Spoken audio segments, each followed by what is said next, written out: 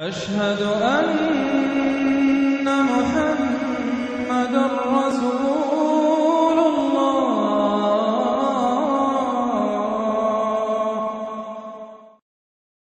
الزخرف نام آیت 35 کے لفظ وزخرفا سے ماخوذ ہے، مطلب یہ کہ وہ سورہ جس میں لفظ زخرف آیا ہے۔ زمانہ نزول کسی معتبر روایت سے معلوم نہیں ہو سکا ہے، لیکن اس کے مضامین پر غور کرنے سے صاف محسوس ہوتا ہے کہ یہ سورہ بھی اسی زمانے میں نازل ہوئی ہے جس میں المومن، حامیم السجدہ اور الشورى نازل ہوئیں۔ یہ ایک ہی سلسلے کی صورتیں معلوم ہوتی ہیں جن کا نزول اس وقت سے شروع ہوا جب کفار مکہ نبی صلی اللہ علیہ وسلم کی جان کے درپے ہو گئے تھے۔ شب و روز اپنی محفلوں میں بیٹھ بیٹھ کر مشورے کر رہے تھے کہ آپ کو کس طرح ختم کیا جائے، اور ایک حملہ آپ کی جان پر ہو بھی چکا تھا۔ اس صورتحال کی طرف آیات 79 اور 80 میں صاف اشارہ موجود ہے۔ موضوع اور مباحث اس سورے میں پورے زور کے ساتھ قریش اور اہل عرب کے ان جاہلانہ عقائد و اوہام پر تنقید کی گئی ہے جن پر وہ اصرار کیے چلے جا رہے تھے، اور نہایت محکم و دلنشین طریقے سے ان کی معقولیت کا پردہ فاش کیا گیا ہے، تاکہ معاشرے کا ہر فرد جس کے اندر کچھ بھی معقولیت موجود ہو یہ سوچنے پر مجبور ہو جائے کہ آخر یہ کیسی جہالتیں ہیں جن سے ہماری قوم بری طرح چمٹی ہوئی ہے، اور جو شخص ہمیں ان کے چکر سے نکالنے کی کوشش کر رہا ہے اس کے پیچھے ہاتھ دھو کر پڑ گئی ہے۔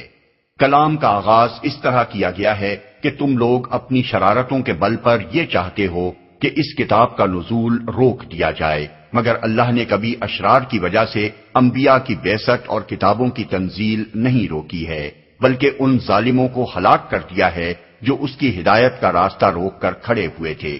یہی کچھ وہ اب بھی کرے گا۔ آگے چل کر آیات 41 سے 43 اور 79 اور 80 میں یہ مضمون پھر دہرایا گیا ہے۔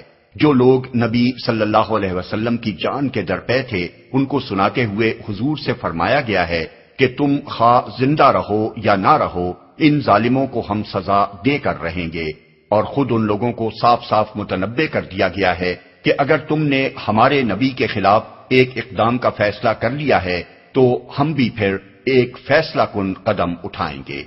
اس کے بعد بتایا گیا ہے کہ وہ مذہب کیا ہے جسے یہ لوگ سینے سے لگائے ہوئے ہیں، اور وہ دلائل کیا ہیں جن کے بلبوتے پر یہ محمد صلی اللہ علیہ وسلم کا مقابلہ کر رہے ہیں۔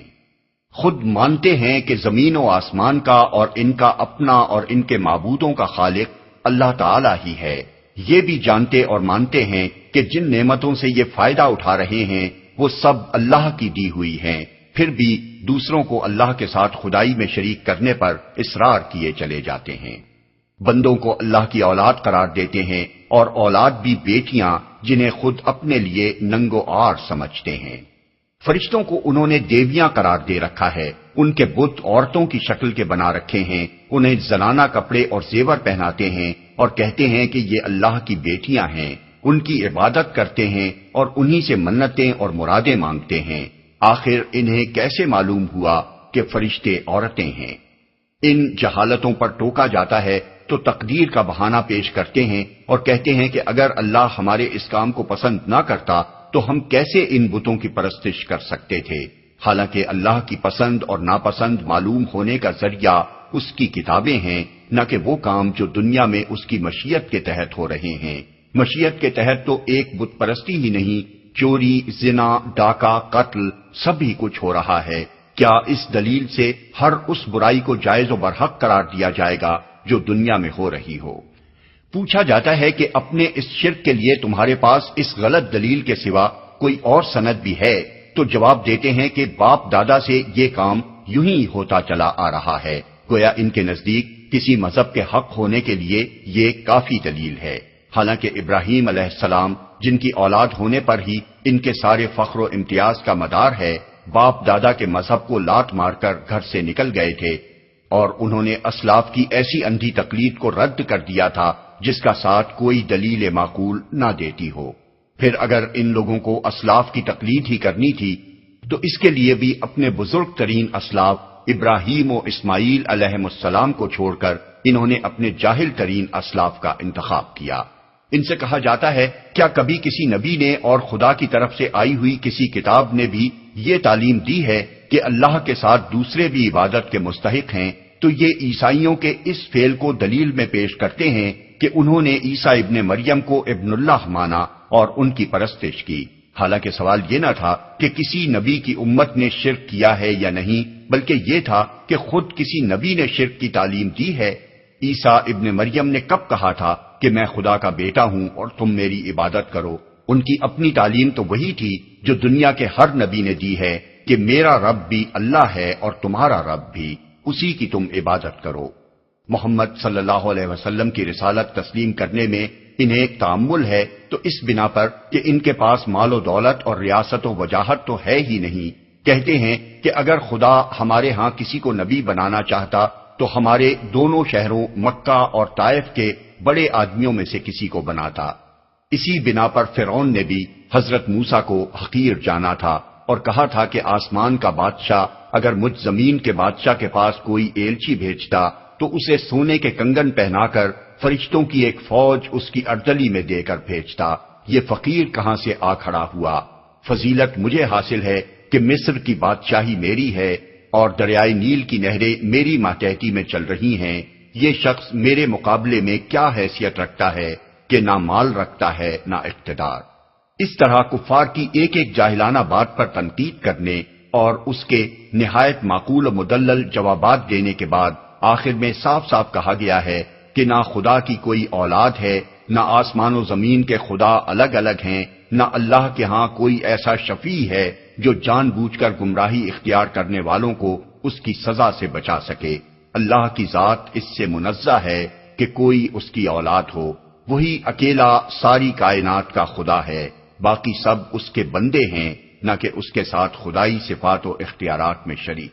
اور شفاعت اس کے ہاں صرف وہی کر سکتے ہیں جو خود حق پرست ہوں، اور انہی کے لیے کر سکتے ہیں جنہوں نے دنیا میں حق پرستی اختیار کی ہو۔ بسم اللہ الرحمن الرحیم، شروع اللہ کے نام سے جو رحمان و رحیم ہے۔ حامیم والکتاب المبین، انا جعلناه قرآنا عربیا لعلکم تعقلون، وَإِنَّهُ فِي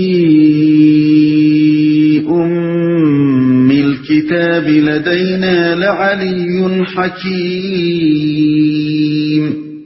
حامیم، قسم ہے اس واضح کتاب کی کہ ہم نے اسے عربی زبان کا قرآن بنایا ہے تاکہ تم لوگ اسے سمجھو، اور در حقیقت یہ ام الکتاب میں ثبت ہے، ہمارے ہاں بڑی بلند مرتبہ اور حکمت سے لبریز کتاب، تاکہ تم لوگ اسے سمجھو۔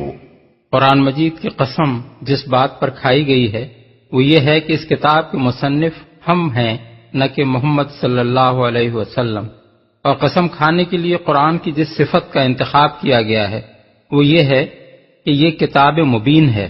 اس صفت کے ساتھ قرآن کے کلام الہی ہونے پر خود قرآن کی قسم کھانا آپ سے آپ یہ معنی دے رہا ہے کہ لوگو، یہ کھلی کتاب تمہارے سامنے موجود ہے، اسے آنکھیں کھول کر دیکھو، اس کے صاف صاف غیر مبہم مضامین، اس کی زبان، اس کا ادب، اس کی حق و باطل کے درمیان ایک واضح خط امتیاز کھینچ دینے والی تعلیم، یہ ساری چیزیں اس حقیقت کی صریح شہادت دے رہی ہیں کہ اس کا مصنف خداوند عالم کے سوا کوئی دوسرا ہو نہیں سکتا۔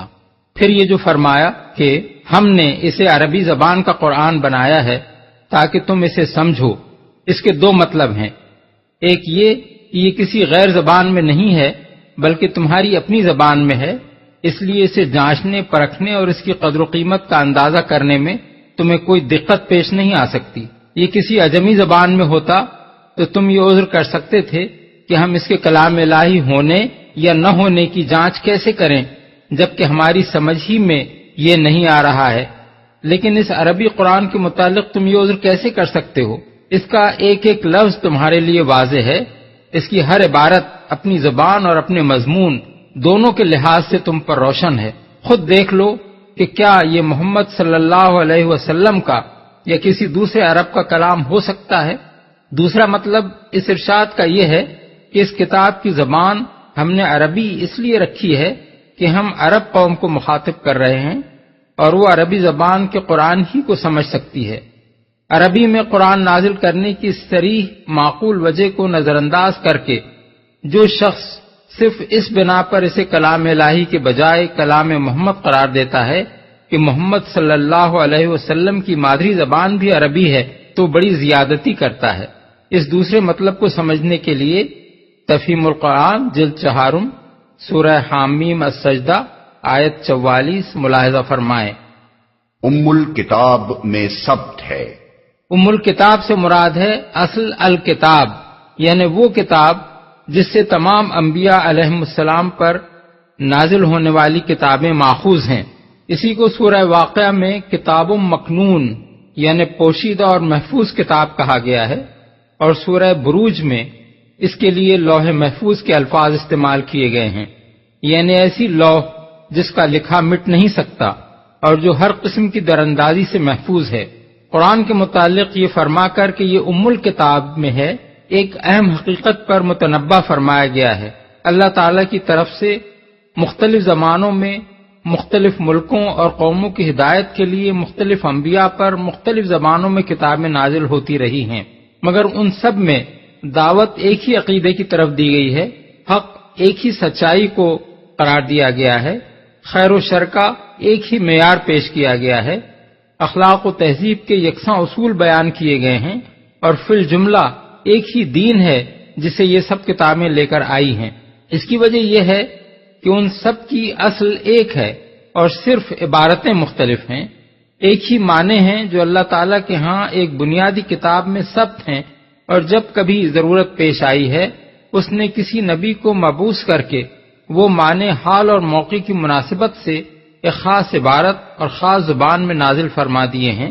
اگر بالفرض اللہ تعالیٰ کا فیصلہ محمد صلی اللہ علیہ وسلم کو عرب کے بجائے کسی اور قوم میں پیدا کرنے کا ہوتا تو یہی قرآن وہ حضور پر اسی قوم کی زبان میں نازل کرتا، اس میں بات اسی قوم اور ملک کے حالات کے لحاظ سے کی جاتی، عبارتیں کچھ اور ہوتی، زبان بھی دوسری ہوتی، لیکن بنیادی طور پر تعلیم و ہدایت یہی ہوتی، اور وہ یہی قرآن ہوتا اگرچہ قرآن عربی نہ ہوتا۔ اسی مضمون کو سورہ شعراء میں یوں ادا کیا گیا ہے، وَإِنَّهُ لَتَنزِيلُ رَبِّ الْعَالَمِينَ بِلِسَانٍ عَرَبِيٍّ مُبِينٍ وَإِنَّهُ لَفِي زُبُرِ الْأَوَّلِينَ آیات 192 تا 196۔ یہ رب العالمین کی نازل کردہ کتاب ہے، صاف صاف عربی زبان میں، اور یہ اگلے لوگوں کی کتابوں میں بھی موجود ہے۔ حکمت سے لبریز کتاب۔ اس فقرے کا تعلق کتاب مبین سے بھی ہے اور ام الکتاب سے بھی، یعنی یہ تعریف قرآن کی بھی ہے اور اس اصل کتاب کی بھی جس سے قرآن منقول یا ماخوذ ہے۔ اس تعریف سے یہ بات ذہن نشین کرنی مقصود ہے کہ کوئی شخص اپنی نادانی سے اس کتاب کی قدر و منزلت نہ پہچانے اور اس کی حکیمانہ تعلیم سے فائدہ نہ اٹھائے تو یہ اس کی اپنی بدقسمتی ہے۔ کوئی اگر اس کی حیثیت کو گرانے کی کوشش کرے اور اس کی باتوں میں کیڑے ڈالے تو یہ اس کی اپنی رذالت ہے۔ کسی کی ناقدری سے یہ بے قدر نہیں ہو سکتی اور کسی کے خاک ڈالنے سے اس کی حکمت چھپ نہیں سکتی۔ یہ تو بجائے خود ایک بلند مرتبہ کتاب ہے جسے اس کی بے نظیر تعلیم، اس کی معجزانہ بلاغت، اس کی بے عیب حکمت اور اس کے عالی شان مصنف کی شخصیت نے بلند کیا ہے۔ یہ کسی کے گرائے کیسے گر جائے گی؟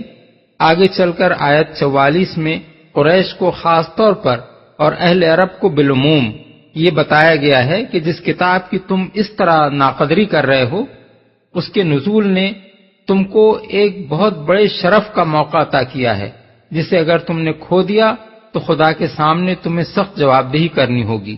أَفَنَضْرِبُ عَنكُمُ الذِّكْرَ صَفْحًا أَن كُنتُمْ قَوْمًا مُسْرِفِينَ۔ اب کیا ہم تم سے بیزار ہو کر یہ درس نصیحت تمہارے ہاں بھیجنا چھوڑ دیں صرف اس لیے کہ تم حد سے گزرے ہوئے لوگ ہو؟ اس ایک فقرے میں وہ پوری داستان سمیٹ دی گئی ہے جو محمد صلی اللہ علیہ وسلم کے اعلان نبوت کے وقت سے لے کر ان آیات کے نزول تک پچھلے چند برس میں ہو گزری تھی۔ یہ فقرہ ہمارے سامنے یہ تصویر کھینچتا ہے کہ قوم صدیوں سے سخت جہالت، پستی اور بدحالی میں مبتلا ہے۔ یکایک اللہ تعالیٰ کی نظر عنایت اس پر ہوتی ہے، وہ اس کے اندر ایک بہترین رہنما اٹھاتا ہے اور اسے جہالت کی تاریکیوں سے نکالنے کے لیے خود اپنا کلام نازل کرتا ہے، تاکہ وہ غفلت سے بیدار ہو، جاہلانہ اوہام کے چکر سے نکلے اور حقیقت سے آگاہ ہو کر زندگی کا صحیح راستہ اختیار کر لے۔ مگر اس قوم کے نادان لوگ اور اس کے خود غرض قبائلی سردار اس رہنما کے پیچھے ہاتھ دھو کر پڑ جاتے ہیں اور اسے ناکام کرنے کے لیے ایڑی چوٹی کا زور لگا دیتے ہیں۔ جوں جوں سال پر سال گزرتے جاتے ہیں، ان کی عداوت اور شرارت بڑھتی چلی جاتی ہے، یہاں تک کہ وہ اسے قتل کر دینے کی ٹھان لیتے ہیں۔ اس حالت میں ارشاد ہو رہا ہے کہ کیا تمہاری اس نالائقی کی وجہ سے ہم تمہاری اصلاح کی کوشش چھوڑ دیں، اس درس نصیحت کا سلسلہ روک دیں اور تمہیں اسی پستی میں پڑا رہنے دیں جس میں تم صدیوں سے گرے ہوئے ہو؟ کیا تمہارے نزدیک واقعی ہماری رحمت کا تقاضا یہی ہونا چاہیے؟ تم نے کچھ سوچا بھی کہ خدا کے فضل کو ٹھکرانا اور حق سامنے آ جانے کے بعد باطل پر اصرار کرنا تمہیں کس انجام سے دوچار کرے گا؟ وَكَمْ أَرْسَلْنَا مِن نَّبِيٍّ فِي الْأَوَّلِينَ وَمَا يَأْتِيهِم مِّن نَّبِيٍّ إِلَّا كَانُوا بِهِ يَسْتَهْزِئُونَ فَأَهْلَكْنَا أَشَدَّ مِنْهُم بَطْشًا وَمَضَىٰ مَثَلُ الْأَوَّلِينَ۔ پہلے گزری ہوئی قوموں میں بھی بارہا ہم نے نبی بھیجے ہیں، کبھی ایسا نہیں ہوا کہ کوئی نبی ان کے ہاں آیا ہو اور انہوں نے اس کا مذاق نہ اڑایا ہو۔ پھر جو لوگ ان سے بدرجہ زیادہ طاقتور تھے انہیں ہم نے ہلاک کر دیا۔ پچھلی قوموں کی مثالیں گزر چکی ہیں، اس کا مذاق نہ اڑایا ہو۔ یعنی یہ بےہودگی اگر نبی اور کتاب کے بھیجنے میں مانے ہوتی تو کسی قوم میں بھی کوئی نبی نہ آتا، نہ کوئی کتاب بھیجی جاتی۔ مثالیں گزر چکی ہیں، یعنی خاص لوگوں کی بےہودگی کا نتیجہ یہ کبھی نہیں ہوا کہ پوری نوع انسانی کو نبوت اور کتاب کی رہنمائی سے محروم کر دیا جاتا، بلکہ اس کا نتیجہ ہمیشہ یہی ہوا ہے کہ جو لوگ باطل پرستی کے نشے اور اپنی قوت کے گھمنڈ میں بدمست ہو کر انبیاء کا مذاق اڑانے سے باز نہ آئے، انہیں آخر کار تباہ کر دیا گیا۔ پھر جب اللہ کا قہر ٹوٹ پڑا تو جس قوت کے بل پر یہ قریش کے چھوٹے چھوٹے سردار اکڑ رہے ہیں، اس سے ہزاروں گنی زیادہ طاقت رکھنے والے بھی مچھر اور پسو کی طرح مسل کر رکھ دیے گئے۔ وَلَئِن سَأَلْتَهُم مَّنْ خَلَقَ السَّمَاوَاتِ وَالْأَرْضَ لَيَقُولُنَّ خَلَقَهُنَّ الْعَزِيزُ الْعَلِيمُ الَّذِي جَعَلَ لَكُمُ الْأَرْضَ مَهْدًا وَجَعَلَ لَكُمْ فِيهَا سُبُلًا لَعَلَّكُمْ تَهْتَدُونَ۔ اگر تم ان لوگوں سے پوچھو کہ زمین اور آسمانوں کو کس نے پیدا کیا ہے تو یہ خود کہیں گے کہ انہیں اسی زبردست علیم ہستی نے پیدا کیا ہے، وہی نا جس نے تمہارے لیے اس زمین کو گہوارہ بنایا اور اس میں تمہاری خاطر راستے بنا دیے تاکہ تم اپنی منزل مقصود کی راہ پا سکو۔ زمین کو گہوارہ بنایا۔ دوسرے مقامات پر تو زمین کو فرش سے تعبیر کیا گیا ہے، مگر یہاں اس کے لیے گہوارے کا لفظ استعمال فرمایا گیا ہے، یعنی جس طرح ایک بچہ اپنے پن گھوڑے میں آرام سے لیٹا ہوتا ہے، ایسے آرام کی جگہ تمہارے لیے اس عظیم الشان کرے کو بنا دیا جو فضا میں معلق ہے، جو 1000 میل فی گھنٹے کی رفتار سے اپنے محور پر گھوم رہا ہے، جو 66,600 میل فی گھنٹے کی رفتار سے رواں دواں ہے، جس کے پیٹ میں وہ آگ بھری ہے کہ پتھروں کو پگھلا دیتی ہے اور آتش فشانوں کی شکل میں لاوا اگل کر کبھی کبھی تمہیں بھی اپنی شان دکھا دیتی ہے، مگر اس کے باوجود تمہارے خالق نے اسے اتنا پرسکون بنا دیا ہے کہ تم آرام سے اس پر سوتے ہو اور تمہیں ذرا جھٹکا تک نہیں لگتا، تم اس پر رہتے ہو اور تمہیں یہ محسوس تک نہیں ہوتا کہ یہ قرآن معلق ہے اور تم اس پر سر کے بل لٹکے ہوئے ہو، تم اطمینان سے اس پر چلتے پھرتے ہو اور تمہیں یہ خیال تک نہیں آتا کہ تم بندوق کی گولی سے بھی زیادہ تیز رفتار گاڑی پر سوار ہو، بے تکلف اسے کھودتے ہو، اس کا سینہ چیرتے ہو، طرح طرح سے اس کو پیٹ کر اپنا رزق اس سے وصول کرتے ہو، حالانکہ اس کی ایک معمولی سی جھرجھری کبھی زلزلے کی شکل میں آ کر تمہیں خبر دے دیتی ہے کہ یہ کس بلا کا خوفناک دیو ہے جسے اللہ نے تمہارے لیے مسخر کر رکھا ہے۔ تمہاری خاطر راستے بنا دیے، پہاڑوں کے بیچ بیچ میں درے اور پھر کوہستانی اور میدانی علاقوں میں دریا، وہ قدرتی راستے ہیں جو اللہ نے زمین کی پشت پر بنا دیے ہیں۔ انسان انہی کی مدد سے کرۂ زمین پر پھیلا ہے۔ اگر پہاڑی سلسلوں کو کسی شگاف کے بغیر بالکل ٹھوس دیوار کی شکل میں کھڑا کر دیا جاتا اور زمین میں کہیں دریا، ندیاں، نالے نہ ہوتے تو آدمی جہاں پیدا ہوا تھا اسی علاقے میں مقید ہو کر رہ جاتا۔ پھر اللہ نے مزید فضل یہ فرمایا کہ تمام روئے زمین کو یکساں بنا کر نہیں رکھ دیا، بلکہ اس میں قسم قسم کے ایسے امتیازی نشانات یعنی لینڈ مارکس قائم کر دیے جن کی مدد سے انسان مختلف علاقوں کو پہچانتا ہے اور ایک علاقے اور دوسرے علاقے کا فرق محسوس کرتا ہے۔ یہ دوسرا اہم ذریعہ ہے جس کی بدولت انسان کے لیے زمین میں نقل و حرکت آسان ہوئی۔ اس نعمت کی قدر آدمی کو اس وقت معلوم ہوتی ہے جب اسے کسی لقدخش صحرا میں جانے کا اتفاق ہوتا ہے جہاں سینکڑوں میل تک زمین ہر قسم کے امتیازی نشانات سے خالی ہوتی ہے اور آدمی کو کچھ پتہ نہیں چلتا کہ وہ کہاں سے کہاں پہنچا ہے اور آگے کدھر جائے، منزل مقصود کی راہ پا سکو۔ یہ فقرہ بیک وقت دو معنی دے رہا ہے۔ ایک معنی یہ کہ تم ان قدرتی راستوں اور ان نشانات راہ کی مدد سے اپنا راستہ معلوم کر سکو اور اس جگہ تک پہنچ سکو جہاں جانا چاہتے ہو۔ دوسرے معنی یہ کہ اللہ جل شانہ کی اس کاریگری کو دیکھ کر تم ہدایت حاصل کر سکو، حقیقت نفس الامری کو پا سکو اور یہ سمجھ سکو کہ زمین میں یہ انتظام الٹپ نہیں ہو گیا ہے، نہ بہت سے خداؤں نے مل کر یہ تدبیر کی ہے، بلکہ ایک رب حکیم ہے جس نے اپنی مخلوق کی ضروریات کو ملحوظ رکھ کر پہاڑوں اور میدانوں میں یہ راستے بنائے ہیں اور زمین کے ایک ایک خطے کو بے شمار طریقوں سے ایک الگ شکل دی ہے جس کی بدولت انسان ہر خطے کو دوسرے سے ممیز کر سکتا ہے۔ وَالَّذِي نَزَّلَ مِنَ السَّمَاءِ مَاءً بِقَدَرٍ فَأَنشَرْنَا بِهِ بَلْدَةً مَيْتًا كَذَلِكَ تُخْرَجُونَ، جس نے ایک خاص مقدار میں آسمان سے پانی اتارا اور اس کے ذریعے سے مردہ زمین کو جلا اٹھایا، اسی طرح ایک روز تم زمین سے برآمد کیے جاؤ گے۔ آسمان سے پانی اتارا یعنی ہر علاقے کے لیے بارش کی ایک اوسط مقدار مقرر کی جو مدت دراز تک سال بسال ایک ہی ہموار طریقے سے چلتی رہتی ہے۔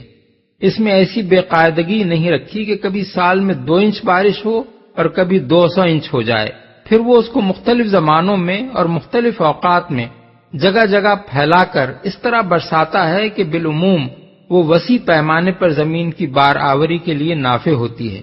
اور یہ بھی اس کی حکمت ہی ہے کہ زمین کے بعض حصوں کو اس نے بارش سے قریب قریب بالکل محروم کر کے بے آب و گیا صحرا بنا دیے ہیں، اور بعض دوسرے حصوں میں وہ کبھی قحط ڈال دیتا ہے اور کبھی طوفانی بارش کر دیتا ہے تاکہ آدمی یہ جان سکے کہ زمین کے آباد علاقوں میں بارش اور اس کی عام باقاعدگی کتنی بڑی نعمت ہے، اور یہ بھی اس کو یاد رہے کہ اس نظام پر کوئی دوسری طاقت حکمراں ہے جس کے فیصلوں کے آگے کسی کی کچھ پیش نہیں جاتی۔ کسی میں یہ طاقت نہیں ہے کہ ایک ملک میں بارش کے عام اوسط کو بدل سکے، یا زمین کے وسیع علاقوں پر اس کی تقسیم میں فرق ڈال سکے، یا کسی آتے ہوئے طوفان کو روک سکے، یا روٹھے ہوئے بادلوں کو منا کر اپنے ملک کی طرف کھینچ لائے اور انہیں برسنے پر مجبور کر دے۔ تم زمین سے برآمد کیے جاؤ گے۔ یہاں پانی کے ذریعے سے زمین کے اندر رویدگی کی پیدائش کو بیک وقت 2 چیزوں کی دلیل قرار دیا گیا ہے۔ ایک یہ کہ یہ کام خدا واحد کی قدرت و حکمت سے ہو رہے ہیں، کوئی دوسرا اس کار خدائی میں اس کا شریک نہیں ہے۔ دوسرے یہ کہ موت کے بعد دوبارہ زندگی ہو سکتی ہے اور ہوگی۔ والذی خلق الازواج كلها وجعل لكم من الفلك والانعام ما تركبون لتستووا على ظهوره ثم تذكروا نعمة ربكم إذا استويتم عليه وتقولوا سبحان الذي سخر لنا هذا وما كنا له مقرنين وإنا إلى ربنا لمنقلبون۔ وہی جس نے یہ تمام جوڑے پیدا کیے اور جس نے تمہارے لیے کشتیوں اور جانوروں کو سواری بنایا تاکہ تم ان کی پشت پر چڑھو، اور جب ان پر بیٹھو تو اپنے رب کا احسان یاد کرو اور کہو کہ پاک ہے وہ جس نے ہمارے لیے ان چیزوں کو مسخر کر دیا، ورنہ ہم انہیں قابو میں لانے کی طاقت نہ رکھتے تھے، اور ایک روز ہمیں اپنے رب کی طرف پلٹنا ہے۔ تمام جوڑے پیدا کیے۔ جوڑوں سے مراد صرف نوع انسانی کے زن و مرد اور حیوانات و نباتات کے نر و مادہ ہی نہیں ہیں، بلکہ دوسری بے شمار چیزیں بھی ہیں جن کو خالق نے ایک دوسرے کا جوڑ بنایا ہے، اور جن کے اختلاط یا امتزاج سے دنیا میں نئی نئی چیزیں وجود میں آتی ہیں۔ مثلا عناصر میں بعض کا بعض سے جوڑ لگتا ہے اور بعض کا بعض سے نہیں لگتا۔ جن کا جوڑ ایک دوسرے سے لگتا ہے انہی کے ملنے سے طرح طرح کی ترکیبیں واقع ہو رہی ہیں۔ یا مثلا بجلی میں منفی اور مثبت بجلیاں ایک دوسرے کا جوڑ ہیں اور ان کی باہمی کشش ہی دنیا میں عجیب عجیب کرشموں کی موجب بن رہی ہے۔ یہ اور دوسرے انگنت جوڑے جو قسم قسم کی مخلوقات کے اندر اللہ تعالیٰ نے پیدا کیے ہیں، ان کی ساخت اور ان کی باہمی مناسبتوں اور ان کے تعامل کی گوناگون شکلوں اور ان کے ملنے سے پیدا ہونے والے نتائج پر اگر انسان غور کرے تو اس کا دل یہ گواہی دیے بغیر نہیں رہ سکتا کہ سارا کارخانہ عالم کسی ایک ہی زبردست صانع حکیم کا بنایا ہوا ہے اور اسی کی تدبیر سے یہ چل رہا ہے۔ صرف ایک عقل کا اندھا ہی یہ فرض کر سکتا ہے کہ یہ سب کچھ کسی حکیم کے بغیر ہوا اور ہو رہا ہے، یا اس میں ایک سے زیادہ خداؤں کی دخیل کاری کا کوئی امکان ہے۔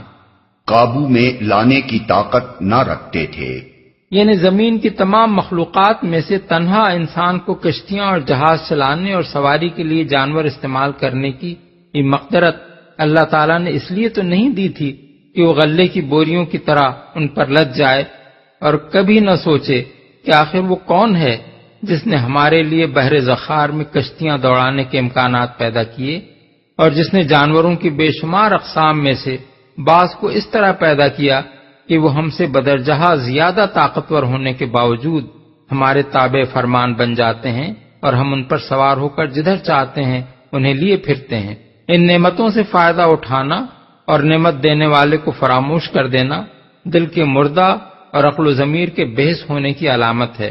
ایک زندہ اور حساس قلب و ضمیر رکھنے والا انسان تو ان سواریوں پر جب بیٹھے گا تو اس کا دل احساس نعمت اور شکر نعمت کے جذبے سے لبریز ہو جائے گا۔ وہ پکار اٹھے گا کہ پاک ہے وہ ذات جس نے میرے لیے ان چیزوں کو مسخر کیا، پاک ہے اس سے کہ اس کی ذات و صفات اور اختیارات میں کوئی اس کا شریک ہو، پاک ہے اس کمزوری سے کہ اپنی خدائی کا کام خود چلانے سے وہ عاجز ہو اور دوسرے مددگار خداؤں کی اسے حاجت پیش آئے، پاک ہے اس سے کہ میں ان نعمتوں کا شکریہ ادا کرنے میں اس کے ساتھ کسی اور کو شریک کروں۔ اس آیت کے منشا کی بہترین عملی تفسیر رسول اللہ صلی اللہ علیہ وسلم کے وہ اذکار ہیں جو سواریوں پر بیٹھتے وقت آپ کی زبان مبارک پر جاری ہوتے تھے۔ حضرت عبداللہ بن عمر فرماتے ہیں کہ حضور جب سفر پر جانے کے لیے سواری پر بیٹھتے تو 3 مرتبہ اللہ اکبر کہتے، پھر یہ آیت پڑھتے اور اس کے بعد یہ دعا مانگا کرتے تھے، اللہم انی اسألک فی سفری ھذا البر والتقوی ومن العمل ما ترضى اللہم ہون لنا السفر واطوی لنا البعید اللہم انت الصاحب فی السفر والخلیفہ فی الاہل اللہم اصحبنا فی سفرنا واخلفنا فی اہلنا۔ مسند احمد، مسلم، ابو داؤد، نسائی، دارمی، ترمذی۔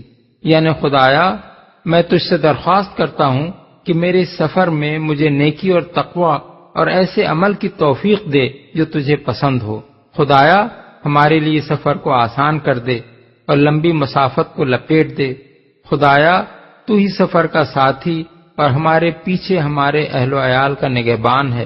خدایا ہمارے سفر میں ہمارے ساتھ اور پیچھے ہمارے گھر والوں کی خبرگیری فرما۔ حضرت علی فرماتے ہیں کہ ایک مرتبہ رسول اللہ صلی اللہ علیہ وسلم نے بسم اللہ کہہ کر رکاب میں پیر رکھا، پھر سوار ہونے کے بعد فرمایا الحمدللہ سبحان الذی سخر لنا ھذا، پھر 3 مرتبہ الحمدللہ اور 3 دفعہ اللہ اکبر کہا، پھر فرمایا سبحانک لا الہ الا انت قد ظلمت نفسی فاغفر لی۔ اس کے بعد آپ ہنس دیے۔ میں نے پوچھا یا رسول اللہ آپ ہنسے کس بات پر؟ فرمایا بندہ جب رب اغفر لی کہتا ہے تو اللہ تبارک و تعالی کو اس کی یہ بات بڑی پسند آتی ہے۔ وہ فرماتا ہے کہ میرا یہ بندہ جانتا ہے کہ میرے سوا مغفرت کرنے والا کوئی اور نہیں ہے۔ احمد، ابو داؤد، ترمذی، نسائی وغیرہ۔ ایک صاحب ابو مجلس بیان کرتے ہیں کہ ایک دفعہ میں جانور پر سوار ہوا اور میں نے آیت سبحان الذی سخر لنا ھذا پڑھی۔ حضرت حسن رضی اللہ عنہ نے فرمایا کیا اس طرح کرنے کا تمہیں حکم دیا گیا ہے؟ میں نے عرض کیا پھر کیا کہوں؟ فرمایا یوں کہو کہ شکر ہے اس خدا کا جس نے ہمیں اسلام کی ہدایت دی، شکر ہے اس کا کہ اس نے محمد صلی اللہ علیہ وسلم کو بھیج کر ہم پر احسان فرمایا، شکر ہے اس کا کہ اس نے ہمیں اس بہترین امت میں داخل کیا جو خلق خدا کے لیے نکالی گئی ہے۔ اس کے بعد یہ آیت پڑھو۔ ابن جریر احکام القرآن للجساس۔ اپنے رب کی طرف پلٹنا ہے۔ مطلب یہ ہے کہ ہر سفر پر جاتے ہوئے یاد کر لو کہ آگے ایک بڑا اور آخری سفر بھی درپیش ہے۔ اس کے علاوہ چونکہ ہر سواری کو استعمال کرنے میں یہ امکان بھی ہوتا ہے کہ شاید کوئی حادثہ اسی سفر کو آدمی کا آخری سفر بنا دے، اس لیے بہتر ہے کہ ہر مرتبہ وہ اپنے رب کی طرف واپسی کو یاد کر کے چلے تاکہ اگر مرنا ہی ہے تو بے خبر نہ مرے۔ یہاں تھوڑی دیر ٹھہر کر ذرا اس تعلیم کے اخلاقی نتائج کا بھی اندازہ کر لیجئے۔ کیا آپ یہ تصور کر سکتے ہیں کہ جو شخص کسی سواری پر بیٹھتے وقت سمجھ بوجھ کر پورے شعور کے ساتھ اس طرح اللہ کو اور اس کے حضور اپنی واپسی اور جواب دہی کو یاد کر کے چلا ہو، وہ آگے جا کر کسی فسق و فجور یا کسی ظلم و ستم کا مرتکب ہوگا؟ کیا کسی فاحشہ سے ملاقات کے لیے یا کسی کلب میں شراب خوری اور قمار بازی کے لیے جاتے وقت بھی کوئی شخص یہ کلمات زبان سے نکال سکتا ہے یا ان کا خیال کر سکتا ہے؟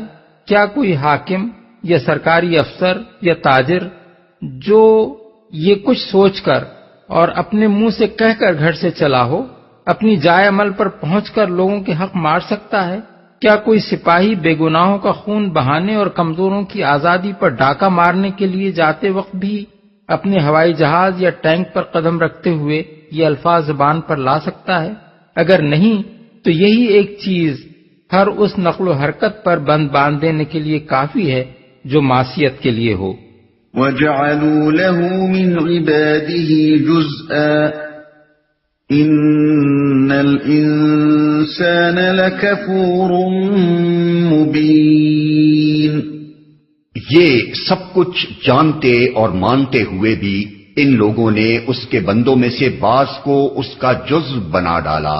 حقیقت یہ ہے کہ انسان کھلا احسان فراموش ہے، اس کا جزو بنا ڈالا۔ جزو بنا دینے سے مراد یہ ہے کہ اللہ کے کسی بندے کو اس کی اولاد قرار دیا جائے، کیونکہ اولاد لامحالہ باپ کی ہم جنس اور اس کے وجود کا ایک جز ہوتی ہے، اور کسی شخص کو اللہ کا بیٹا یا بیٹی کہنے کے معنی ہی یہ ہیں کہ اسے اللہ کی ذات میں شریک کیا جا رہا ہے۔ اس کے علاوہ کسی مخلوق کو اللہ کا جز بنانے کی ایک شکل یہ بھی ہے کہ اسے ان صفات اور اختیارات کا حامل قرار دیا جائے جو اللہ ہی کے ساتھ مخصوص ہیں، اور اسی تصور کے تحت اس سے دعائیں مانگی جائیں یا اس کے آگے عبودیت کے مراسم ادا کیے جائیں یا اس کی تحریم و تحلیل کو شریعت واجب الاتباع ٹھہرا لیا جائے، کیونکہ اس صورت میں آدمی الوہیت و ربوبیت کو اللہ اور اس کے بندوں کے درمیان بانٹتا ہے اور اس کا ایک جز بندوں کے حوالے کر دیتا ہے۔ ام اتخذ مما يخلق بنات واصفاكم بالبنين واذا بشر احدهم بما ضرب للرحمن مثلا ظل وجهه مسودا وهو كظيم۔ کیا اللہ نے اپنی مخلوق میں سے اپنے لیے بیٹیاں انتخاب کی اور تمہیں بیٹوں سے نوازا؟ اور حال یہ ہے کہ جس اولاد کو یہ لوگ اس خدائے رحمان کی طرف منسوب کرتے ہیں، اس کی ولادت کا مژدہ جب خود ان میں سے کسی کو دیا جاتا ہے تو اس کے منہ پر سیاہی چھا جاتی ہے اور وہ غم سے بھر جاتا ہے۔ یہاں مشرکین عرب کی نامعقولیت کو پوری طرح بے نقاب کر کے رکھ دیا گیا ہے۔ وہ کہتے تھے کہ فرشتے اللہ تعالیٰ کی بیٹیاں ہیں، ان کے بت انہوں نے عورتوں کی شکل کے بنا رکھے تھے اور یہی ان کی وہ دیویاں تھیں جن کی پرستش کی جاتی تھی۔ اس پر اللہ تعالیٰ فرماتا ہے کہ اول تو تم نے یہ جاننے اور ماننے کے باوجود کہ زمین و آسمان کا خالق اللہ ہے اور اس زمین کو اسی نے تمہارے لیے گہوارہ بنایا ہے اور وہی آسمان سے پانی برساتا ہے اور اسی نے یہ جانور تمہاری خدمت کے لیے پیدا کیے ہیں، اس کے ساتھ دوسروں کو معبود بنایا، حالانکہ جنہیں تم معبود بنا رہے ہو وہ خدا نہیں بلکہ بندے ہیں۔ پھر مزید غضب یہ کیا کہ بعض بندوں کو صفات ہی میں نہیں بلکہ اللہ کی ذات میں بھی اس کا شریک بنا ڈالا اور یہ عقیدہ ایجاد کیا کہ وہ اللہ کی اولاد ہیں۔ اس پر بھی تم نے بس نہ کیا اور اللہ کے لیے وہ اولاد تجویز کی جسے تم خود اپنے لیے ننگوار سمجھتے ہو۔ بیٹی گھر میں پیدا ہو جائے تو تمہارا منہ کالا ہو جاتا ہے، خون کا سا گھونٹ پی کر رہ جاتے ہو، بلکہ بعض اوقات زندہ بچی کو دفن کر دیتے ہو۔ یہ اولاد تو آئی اللہ کے حصے میں، اور بیٹے جو تمہارے نزدیک فخر کے قابل اولاد ہیں مخصوص ہو گئے تمہارے لیے۔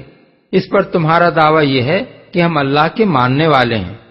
أَوَمَن يُنَشَّأُ فِي الْحِلْيَةِ وَهُوَ فِي الْخِصَامِ غَيْرُ مُبِينٍ۔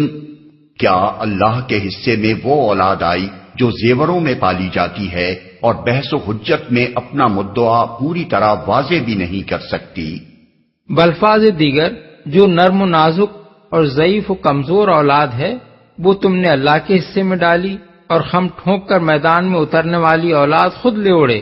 اس آیت سے عورتوں کے لیے زیور کے جواز کا پہلو نکلتا ہے، کیونکہ اللہ تعالیٰ نے اس کے لیے زیور کو ایک فطری چیز قرار دیا ہے۔ یہی بات احادیث سے بھی ثابت ہے۔ امام احمد، ابو داؤد اور نسائی حضرت علی سے روایت کرتے ہیں کہ نبی صلی اللہ علیہ وسلم نے ایک ہاتھ میں ریشم اور دوسرے ہاتھ میں سونا لے کر فرمایا، یہ دونوں چیزیں لباس میں استعمال کرنا میری امت کے مردوں پر حرام ہے۔ ترمذی اور نسائی نے حضرت ابو موسیٰ اشعری کی روایت نقل کی ہے کہ حضور نے فرمایا کہ ریشم اور سونا میری امت کی عورتوں کے لیے حلال اور مردوں پر حرام کیا گیا۔ علامہ ابو بکر جساس نے احکام القرآن میں اس مسئلے پر بحث کرتے ہوئے حسب ذیل روایات نقل کی ہیں۔ حضرت عائشہ فرماتی ہیں کہ ایک مرتبہ حضرت زید بن حارثہ کے صاحبزادے اسامہ بن زید کو چوٹ لگ گئی اور خون بہنے لگا۔ رسول اللہ صلی اللہ علیہ وسلم کو ان سے اپنی اولاد جیسی محبت تھی۔ آپ ان کا خون چوس چوس کر تھوکتے جاتے اور ان کو یہ کہہ کر بہلاتے جاتے کہ اسامہ اگر بیٹی ہوتا تو ہم اسے زیور پہناتے، اسامہ اگر بیٹی ہوتا تو ہم اسے اچھے اچھے کپڑے پہناتے۔ حضرت ابو موسیٰ اشعری کی روایت ہے کہ حضور نے فرمایا، لبس الحریر والذہب حرام علی ذکور امتی وحلال لاناسہا، ریشمی کپڑے اور سونے کے زیور پہننا میری امت کے مردوں پر حرام اور عورتوں کے لیے حلال ہے۔ حضرت عمرو بن عاص کی روایت ہے کہ ایک مرتبہ دو عورتیں حضور کی خدمت میں حاضر ہوئیں اور وہ سونے کے کنگن پہنے ہوئے تھیں۔ آپ نے فرمایا، کیا تم پسند کرتی ہو کہ اللہ تمہیں ان کے بدلے آگ کے کنگن پہنائے؟ انہوں نے عرض کیا نہیں، آپ نے فرمایا تو ان کا حق ادا کرو، یعنی ان کی زکوٰۃ نکالو۔ حضرت عائشہ کا قول ہے کہ زیور پہننے میں مذائقہ نہیں بشرطے کہ اس کی زکوٰۃ ادا کی جائے۔ حضرت عمر نے حضرت ابو موسیٰ اشعری کو لکھا کہ تمہاری عملداری میں جو مسلمان عورتیں رہتی ہیں ان کو حکم دو کہ اپنے زیوروں کی زکوٰۃ نکالیں۔ امام ابو حنیفہ نے عمر بن دینار کے حوالے سے یہ روایات نقل کی ہیں کہ حضرت عائشہ نے اپنی بہنوں کو اور حضرت عبداللہ بن عمر نے اپنی بیٹیوں کو سونے کے زیور پہنائے تھے۔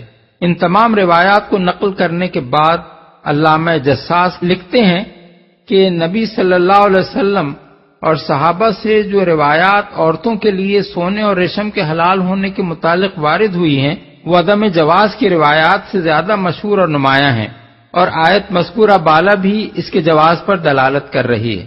پھر امت کا عمل بھی نبی صلی اللہ علیہ وسلم اور صحابہ کے زمانے سے ہمارے زمانے یعنی 4 صدی کے آخری دور تک یہی رہا ہے، بغیر اس کے کہ کسی نے اس پر اعتراض کیا ہو۔ اس طرح کے مسائل میں اخبار احاد کی بنا پر کوئی اعتراض تسلیم نہیں کیا جا سکتا۔ وَجَعَلُوا الْمَلَائِكَةَ الَّذِينَ هُمْ عِبَادُ الرَّحْمَنِ إِنَاثًا أَشَهِدُوا خَلْقَهُمْ سَتُكْتَبُ شَهَادَتُهُمْ وَيُسْأَلُونَ۔ انہوں نے فرشتوں کو جو خدائے رحمان کے خاص بندے ہیں عورتیں قرار دے لیا۔ کیا ان کے جسم کی ساخت انہوں نے دیکھی ہے؟ ان کی گواہی لکھ لی جائے گی اور انہیں اس کی جواب دہی کرنی ہوگی۔ خاص بندے ہیں یعنی مذکر یا مؤنث ہونے سے مبرہ ہیں۔ یہ مفہوم فحوائے کلام سے خود بخود مترشح ہو رہا ہے۔ ان کے جسم کی ساخت انہوں نے دیکھی ہے۔ دوسرا ترجمہ یہ بھی ہو سکتا ہے کہ کیا ان کی پیدائش کے وقت یہ موجود تھے؟ وَقَالُوا لَوْ شَاءَ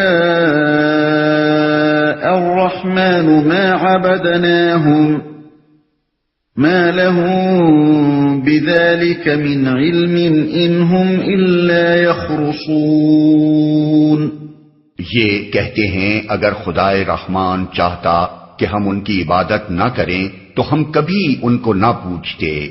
یہ اس معاملے کی حقیقت کو قطعی نہیں جانتے، محض تیر تکے لڑاتے ہیں، کبھی ان کو نہ پوچھتے۔ یہ اپنی گمراہی پر تقدیر سے ان کا استدلال تھا جو ہمیشہ سے غلط کار لوگوں کا شیوا رہا ہے۔ ان کا کہنا یہ تھا کہ ہمارا فرشتوں کی عبادت کرنا اسی لیے تو ممکن ہوا کہ اللہ نے ہمیں یہ کام کرنے دیا، اگر وہ نہ چاہتا کہ ہم یہ فعل کریں تو ہم کیسے کر سکتے تھے؟ پھر مدتھائے دراز سے ہمارے ہاں یہ کام ہو رہا ہے اور اللہ کی طرف سے اس پر کوئی عذاب نازل نہ ہوا۔ اس کے معنی یہ ہیں کہ اللہ کو ہمارا یہ کام ناپسند نہیں ہے۔ أَمْ آتَيْنَاهُمْ كِتَابًا مِّن قَبْلِهِ فَهُمْ بِهِ مُسْتَمْسِكُونَ بَلْ قَالُوا إِنَّا وَجَدْنَا آبَاءَنَا عَلَى أُمَّةٍ وَإِنَّا عَلَى آثَارِهِم مُهْتَدُونَ۔ کیا ہم نے اس سے پہلے کوئی کتاب ان کو دی تھی جس کی سند اپنی اس ملائکہ پرستی کے لیے یہ اپنے پاس رکھتے ہوں؟ نہیں، بلکہ یہ کہتے ہیں کہ ہم نے اپنے باپ دادا کو ایک طریقے پر پایا ہے اور ہم انہی کے نقش قدم پر چل رہے ہیں، جس کی سند یہ اپنے پاس رکھتے ہوں۔ مطلب یہ ہے کہ یہ لوگ اپنی جہالت سے یہ سمجھتے ہیں کہ جو کچھ دنیا میں ہو رہا ہے وہ چونکہ اللہ کی مشیت کے تحت ہو رہا ہے اس لیے ضرور اس کو اللہ کی رضا بھی حاصل ہے۔ حالانکہ اگر یہ استدلال صحیح ہو تو دنیا میں صرف ایک شرک ہی تو نہیں ہو رہا ہے، چوری، ڈاکہ، قتل، زنا، رشوت، بدعہدی اور ایسے ہی دوسرے بے شمار جرائم بھی ہو رہے ہیں جنہیں کوئی شخص بھی نیکی اور بھلائی نہیں سمجھتا۔ پھر کیا اسی طرز استدلال کی بنا پر یہ بھی کہا جائے گا کہ یہ تمام افعال حلال و طیب ہیں کیونکہ اللہ اپنی دنیا میں انہیں ہونے دے رہا ہے، اور جب وہ انہیں ہونے دے رہا ہے تو ضرور وہ ان کو پسند بھی کرتا ہے۔ اللہ کی پسند اور ناپسند معلوم ہونے کا ذریعہ وہ واقعات نہیں ہیں جو دنیا میں ہو رہے ہیں، بلکہ اللہ کی کتاب ہے جو اس کے رسول کے ذریعے سے آتی ہے، اور جس میں اللہ خود بتاتا ہے کہ اسے کون سے عقائد، کون سے اعمال اور کون سے اخلاق پسند ہیں اور کون سے ناپسند۔ پس اگر قرآن سے پہلے آئی ہوئی کوئی کتاب ان لوگوں کے پاس ایسی موجود ہو جس میں اللہ تعالیٰ نے یہ فرمایا ہو کہ فرشتے بھی میرے ساتھ تمہارے معبود ہیں اور تم کو ان کی عبادت بھی کرنی چاہیے، تو یہ لوگ اس کا حوالہ دیں۔ انہی کے نقش قدم پر چل رہے ہیں، یعنی ان کے پاس کسی کتاب الہی کی کوئی سند نہیں ہے، بلکہ سند صرف یہ ہے کہ باپ دادا سے یوں ہی ہوتا چلا آ رہا ہے، لہذا ہم بھی انہی کی تقلید میں فرشتوں کو دیویاں بنائے بیٹھے ہیں۔ وَكَذَلِكَ مَا أَرْسَلْنَا مِن قَبْلِكَ فِي قَرْيَةٍ مِّن نَّذِيرٍ إِلَّا قَالَ مُتْرَفُوهَا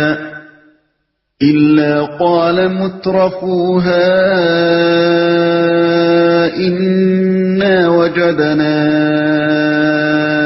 آبَاءَنَا عَلَى أُمَّةٍ وَإِنَّا عَلَى آثَارِهِم مُقْتَدُونَ۔ اسی طرح تم سے پہلے جس بستی میں بھی ہم نے کوئی نذیر بھیجا، اس کے کھاتے پیتے لوگوں نے یہی کہا کہ ہم نے اپنے باپ دادا کو ایک طریقے پر پایا ہے اور ہم انہی کے نقش قدم کی پیروی کر رہے ہیں۔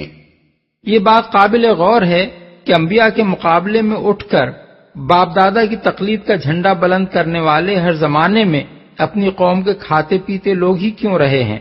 آخر کیا وجہ ہے کہ وہی حق کی مخالفت میں پیش اور قائم شدہ جاہلیت کو برقرار رکھنے کی کوشش میں سرگرم رہے، اور وہی عوام کو بہکا اور بھڑکا کر انبیاء علیہ السلام کے خلاف فتنے اٹھاتے رہے؟ اس کے بنیادی وجوہ دو تھے۔ ایک یہ کہ کھاتے پیتے اور خوشحال طبقے اپنی دنیا بنانے اور اس سے لطف اندوز ہونے میں اس قدر منہمک ہوتے ہیں کہ حق اور باطل کی بزام خیش دور ازکار بحث میں سر کھپانے کے لیے تیار نہیں ہوتے۔ ان کی تناسانی اور ذہنی کاہلی انہیں دین کے معاملے میں انتہائی بے فکر اور اس کے ساتھ عملاً قدامت پسند یعنی کنزرویٹو بنا دیتی ہے، تاکہ جو حالت پہلے سے قائم چلی آ رہی ہے وہی قطع نظر اس کے کہ وہ حق ہے یا باطل جوں کہ تم قائم رہے، اور کسی نئے نظام کے متعلق سوچنے کی زحمت نہ اٹھانی پڑے۔ دوسرے یہ کہ قائم شدہ نظام سے ان کے مفاد پوری طرح وابستہ ہو چکے ہوتے ہیں، اور انبیاء علیہ السلام کے پیش کردہ نظام کو دیکھ کر پہلی ہی نظر میں وہ بھانپ جاتے ہیں کہ یہ آئے گا تو ان کی چودراہٹ کی بساط بھی لپیٹ کر رکھ دی جائے گی، اور ان کے لیے عقل حرام اور فعل حرام کی بھی کوئی آزادی باقی نہ رہے گی۔ قال اولو جئتكم بأهدى مما وجدتم عليه آباءكم قالوا إنا بما أرسلتم به كافرون۔ ہر نبی نے ان سے پوچھا کیا تم اسی ڈگر پر چلے جاؤ گے خواہ میں اس راستے سے زیادہ صحیح راستہ تمہیں بتاؤں جس پر تم نے اپنے باپ دادا کو پایا ہے؟ انہوں نے سارے رسولوں کو یہی جواب دیا کہ جس دین کی طرف بلانے کے لیے تم بھیجے گئے ہو ہم اس کے کافر ہیں۔ فانتقمنا منهم فانظر كيف كان عاقبة المكذبين۔ آخر کار ہم نے ان کی خبر لے ڈالی اور دیکھ لو کہ جھٹلانے والوں کا کیا انجام ہوا۔ وَإِذْ قَالَ إِبْرَاهِيمُ لِأَبِيهِ وَقَوْمِهِ إِنَّنِي بَرَاءٌ مِّمَّا تَعْبُدُونَ إِلَّا الَّذِي فَطَرَنِي فَإِنَّهُ سَيَهْدِينِ۔ یاد کرو وہ وقت جب ابراہیم نے اپنے باپ اور اپنی قوم سے کہا تھا کہ تم جن کی بندگی کرتے ہو میرا ان سے کوئی تعلق نہیں، میرا تعلق صرف اس سے ہے جس نے مجھے پیدا کیا، وہی میری رہنمائی کرے گا۔ ان الفاظ میں حضرت ابراہیم نے محض اپنا عقیدہ ہی بیان نہیں کیا بلکہ اس کی دلیل بھی دے دی۔ دوسرے معبودوں سے تعلق نہ رکھنے کی وجہ یہ ہے کہ نہ انہوں نے پیدا کیا ہے، نہ وہ کسی معاملے میں صحیح رہنمائی کرتے ہیں، نہ کر سکتے ہیں، اور صرف اللہ وحدہ لا شریک سے تعلق جوڑنے کی وجہ یہ ہے کہ وہی پیدا کرنے والا ہے اور وہی انسان کی صحیح رہنمائی کرتا ہے اور کر سکتا ہے۔ وَجَعَلَهَا كَلِمَةً بَاقِيَةً فِي عَقِبِهِ لَعَلَّهُمْ يَرْجِعُونَ، اور ابراہیم یہی کلمہ اپنے پیچھے اپنی اولاد میں چھوڑ گیا تاکہ وہ اس کی طرف رجوع کریں۔ یہی کلمہ یعنی یہ بات کہ خالق کے سوا کوئی معبود ہونے کا مستحق نہیں ہے، اس کی طرف رجوع کریں۔ یعنی جب بھی یہ راہ راست سے ذرا قدم ہٹے تو یہ کلمہ ان کی رہنمائی کے لیے موجود رہے اور وہ اسی کی طرف پلٹ آئیں۔ اس واقعے کو جس غرض کے لیے یہاں بیان کیا گیا ہے وہ یہ ہے کہ کفار قریش کی نامعقولیت کو پوری طرح بے نقاب کر دیا جائے اور انہیں اس بات پر شرم دلائی جائے کہ تم نے اسلاف کی تقلید اختیار کی بھی تو اس کے لیے اپنے بہترین اسلاف کو چھوڑ کر اپنے بدترین اسلاف کا انتخاب کیا۔ عرب میں قریش کی مشیخت جس بنا پر چل رہی تھی وہ تو یہ تھی کہ وہ حضرت ابراہیم و اسماعیل کی اولاد تھے اور ان کے بنائے ہوئے کعبے کی مجاوری کر رہے تھے، اس لیے انہیں پیروی ان کی کرنی چاہیے تھی، نہ کہ اپنے ان جاہل اسلاف کی جنہوں نے حضرت ابراہیم و اسماعیل کے طریقے کو چھوڑ کر گرد و پیش کی بت پرست قوموں سے شرک سیکھ لیا۔ پھر اس واقعے کو بیان کر کے ایک اور پہلو سے بھی ان گمراہ لوگوں کی غلطی واضح کی گئی ہے، وہ یہ ہے کہ حق و باطل کی تمیز کیے بغیر اگر آنکھیں بند کر کے باپ دادا کی تقلید کرنا درست ہوتا تو سب سے پہلے حضرت ابراہیم یہ کام کرتے، مگر انہوں نے صاف صاف اپنے باپ اور اپنی قوم سے کہہ دیا کہ میں تمہارے اس جاہلانہ مذہب کی پیروی نہیں کر سکتا جس میں تم نے اپنے خالق کو چھوڑ کر ان ہستیوں کو معبود بنا رکھا ہے جو خالق نہیں ہیں۔ اس سے معلوم ہوا کہ حضرت ابراہیم تقلید آبائی کے قائل نہ تھے بلکہ ان کا مسلک یہ تھا کہ باپ دادا کی پیروی کرنے سے پہلے آدمی کو آنکھیں کھول کر دیکھنا چاہیے کہ وہ صحیح راستے پر ہیں بھی یا نہیں، اور اگر دلیل معقول سے ظاہر ہو کہ وہ غلط راستے پر جا رہے ہیں تو ان کی پیروی چھوڑ کر وہ طریقہ اختیار کرنا چاہیے جو دلیل کی روح سے حق ہو۔ بل متعت هؤلاء وآباءهم حتى جاءهم الحق ورسول مبين ولما جاءهم الحق قالوا هذا سحر وإنا به كافرون۔ اس کے باوجود جب یہ لوگ دوسروں کی بندگی کرنے لگے تو میں نے ان کو مٹا نہیں دیا بلکہ میں انہیں اور ان کے باپ دادا کو متاع حیات دیتا رہا یہاں تک کہ ان کے پاس حق اور کھول کھول کر بیان کرنے والا رسول آ گیا، مگر جب وہ حق ان کے پاس آیا تو انہوں نے کہہ دیا کہ یہ تو جادو ہے اور ہم اس کو ماننے سے انکار کرتے ہیں۔ رسول آ گیا، اصل میں رسول مبین کے الفاظ استعمال کیے گئے ہیں جن کا دوسرا مطلب یہ بھی ہو سکتا ہے کہ ایسا رسول آ گیا جس کا رسول ہونا بالکل ظاہر و باہر تھا، جس کی نبوت سے پہلے کی زندگی اور بعد کی زندگی صاف شہادت دے رہی تھی کہ وہ یقیناً خدا کا رسول ہے۔ وَقَالُوا لَوْلَا نُزِّلَ هَذَا الْقُرْآنُ عَلَى رَجُلٍ مِّنَ الْقَرْيَتَيْنِ عَظِيمٍ۔ کہتے ہیں یہ قرآن دونوں شہروں کے بڑے آدمیوں میں سے کسی پر کیوں نہ نازل کیا گیا۔ دونوں شہروں سے مراد مکہ اور طائف ہیں۔ کفار کا یہ کہنا تھا کہ اگر واقعی خدا کو کوئی رسول بھیجنا ہوتا اور وہ اس پر اپنی کتاب نازل کرنے کا ارادہ کرتا تو ہمارے ان مرکزی شہروں میں سے کسی بڑے آدمی کو اس غرض کے لیے منتخب کرتا۔ رسول بنانے کے لیے اللہ میاں کو ملا بھی تو وہ شخص جو یتیم پیدا ہوا، جس کے حصے میں کوئی میراث نہ آئی، جس نے بکریاں چرا کر جوانی گزار دی جو اب گزر اوقات بھی کرتا ہے تو بیوی کے مال سے تجارت کر کے، اور جو کسی قبیلے کا شیخ یا کسی خانوادے کا سربراہ نہیں ہے، کیا مکے میں ولید بن مغیرہ اور عتبہ بن ربیعہ جیسے نامی گرامی سردار موجود نہ تھے؟ کیا طائف میں عروہ بن مسعود، حبیب بن عمرو، کنانہ بن عبد عمر اور ابن عبد یالیل جیسے رئیس موجود نہ تھے؟ یہ تھا ان لوگوں کا استدلال۔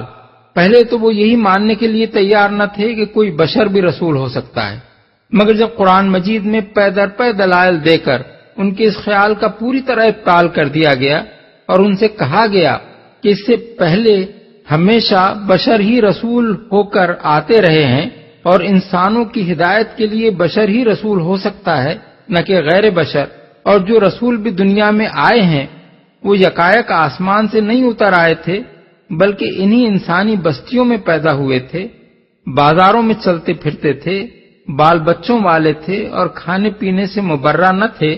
ملاحظہ ہو النحل آیت 43، بنی اسرائیل 94-95، یوسف 109، الفرقان 7 اور 20، الانبیاء 7 اور 8، الرعد 38۔ تو انہوں نے یہ دوسرا پینترا بدلا کہ اچھا بشر ہی رسول صحیح، مگر وہ کوئی بڑا آدمی ہونا چاہیے، مالدار ہو، بااثر ہو، بڑے جتھے والا ہو، لوگوں میں اس کی شخصیت کی دھاک بیٹھی ہوئی ہو۔ محمد بن عبداللہ صلی اللہ علیہ وسلم اس مرتبے کے لیے کیسے موزوں ہو سکتے ہیں؟ اَهُمْ يَقْسِمُونَ رَحْمَةَ رَبِّكَ نَحْنُ قَسَمْنَا بَيْنَهُمْ مَعِيشَتَهُمْ فِي الْحَيَاةِ الدُّنْيَا وَرَفَعْنَا بَعْضَهُمْ فَوْقَ بَعْضٍ دَرَجَاتٍ لِيَتَّخِذَ بَعْضُهُم بَعْضًا سُخْرِيًّا وَرَحْمَةُ رَبِّكَ خَيْرٌ مِّمَّا يَجْمَعُونَ۔ کیا تیرے رب کی رحمت یہ لوگ تقسیم کرتے ہیں؟ دنیا کی زندگی میں ان کی گزر بسر کے ذرائع تو ہم نے ان کے درمیان تقسیم کیے ہیں، اور ان میں سے کچھ لوگوں کو کچھ دوسرے لوگوں پر ہم نے بدرجہ فوقیت دی ہے تاکہ یہ ایک دوسرے سے خدمت لیں، اور تیرے رب کی رحمت اس دولت سے زیادہ قیمتی ہے جو ان کے رئیس سمیٹ رہے ہیں، یہ ایک دوسرے سے خدمت لیں۔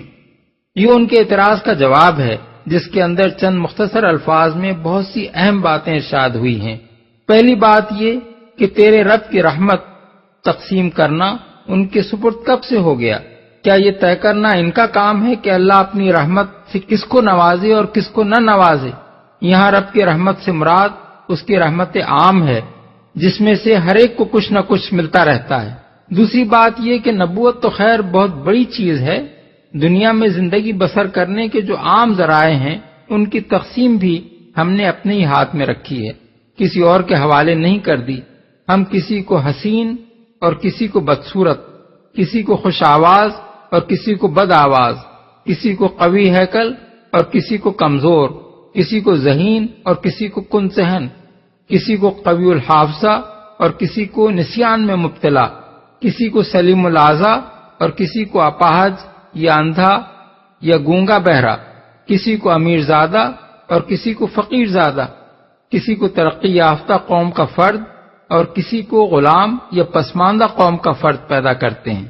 اس پیدائشی قسمت میں کوئی ذرہ برابر بھی دخل نہیں دے سکتا، جس کو جو کچھ ہم نے بنا دیا ہے وہی کچھ بننے پر وہ مجبور ہے، اور ان مختلف پیدائشی حالتوں کا جو اثر بھی کسی کی تقدیر پر پڑتا ہے اسے بدل دینا کسی کے بس میں نہیں ہے۔ پھر انسانوں کے درمیان رزق، طاقت، عزت، شہرت، دولت، حکومت وغیرہ کی تقسیم بھی ہم ہی کر رہے ہیں۔ جس کو ہماری طرف سے اقبال نصیب ہوتا ہے اسے کوئی گرا نہیں سکتا، اور جس پر ہماری طرف سے ادبار آ جاتا ہے اسے گرنے سے کوئی بچا نہیں سکتا۔ ہمارے فیصلوں کے مقابلے میں انسانوں کی ساری تدبیریں دھری کی دھری رہ جاتی ہیں۔ اس عالمگیر خدائی انتظام میں یہ لوگ کہاں فیصلہ کرنے چلے ہیں کہ کائنات کا مالک کسے اپنا نبی بنائے اور کسے نہ بنائے۔ تیسری بات یہ کہ اس خدائی انتظام میں یہ مستقل قاعدہ ملحوظ رکھا گیا ہے کہ سب کچھ ایک ہی کو یا سب کچھ سب کو نہ دے دیا جائے، آنکھیں کھول کر دیکھو، ہر طرف تمہیں بندوں کے درمیان ہر پہلو میں تفاوت ہی تفاوت نظر آئے گا۔ کسی کو ہم نے کوئی چیز دی ہے تو دوسری کسی چیز سے اس کو محروم کر دیا ہے، اور وہ کسی اور کو عطا کر دی ہے۔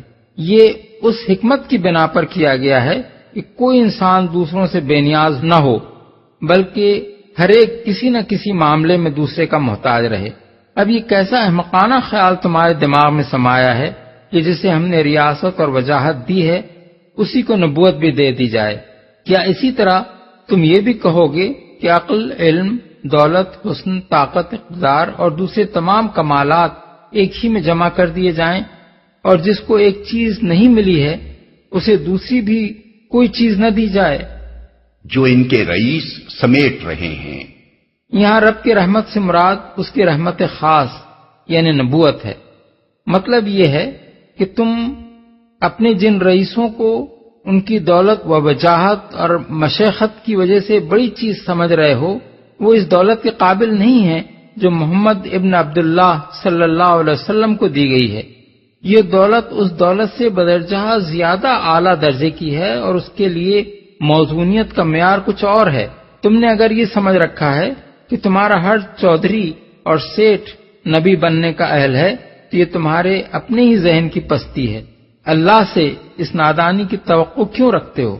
وَلَوْلَا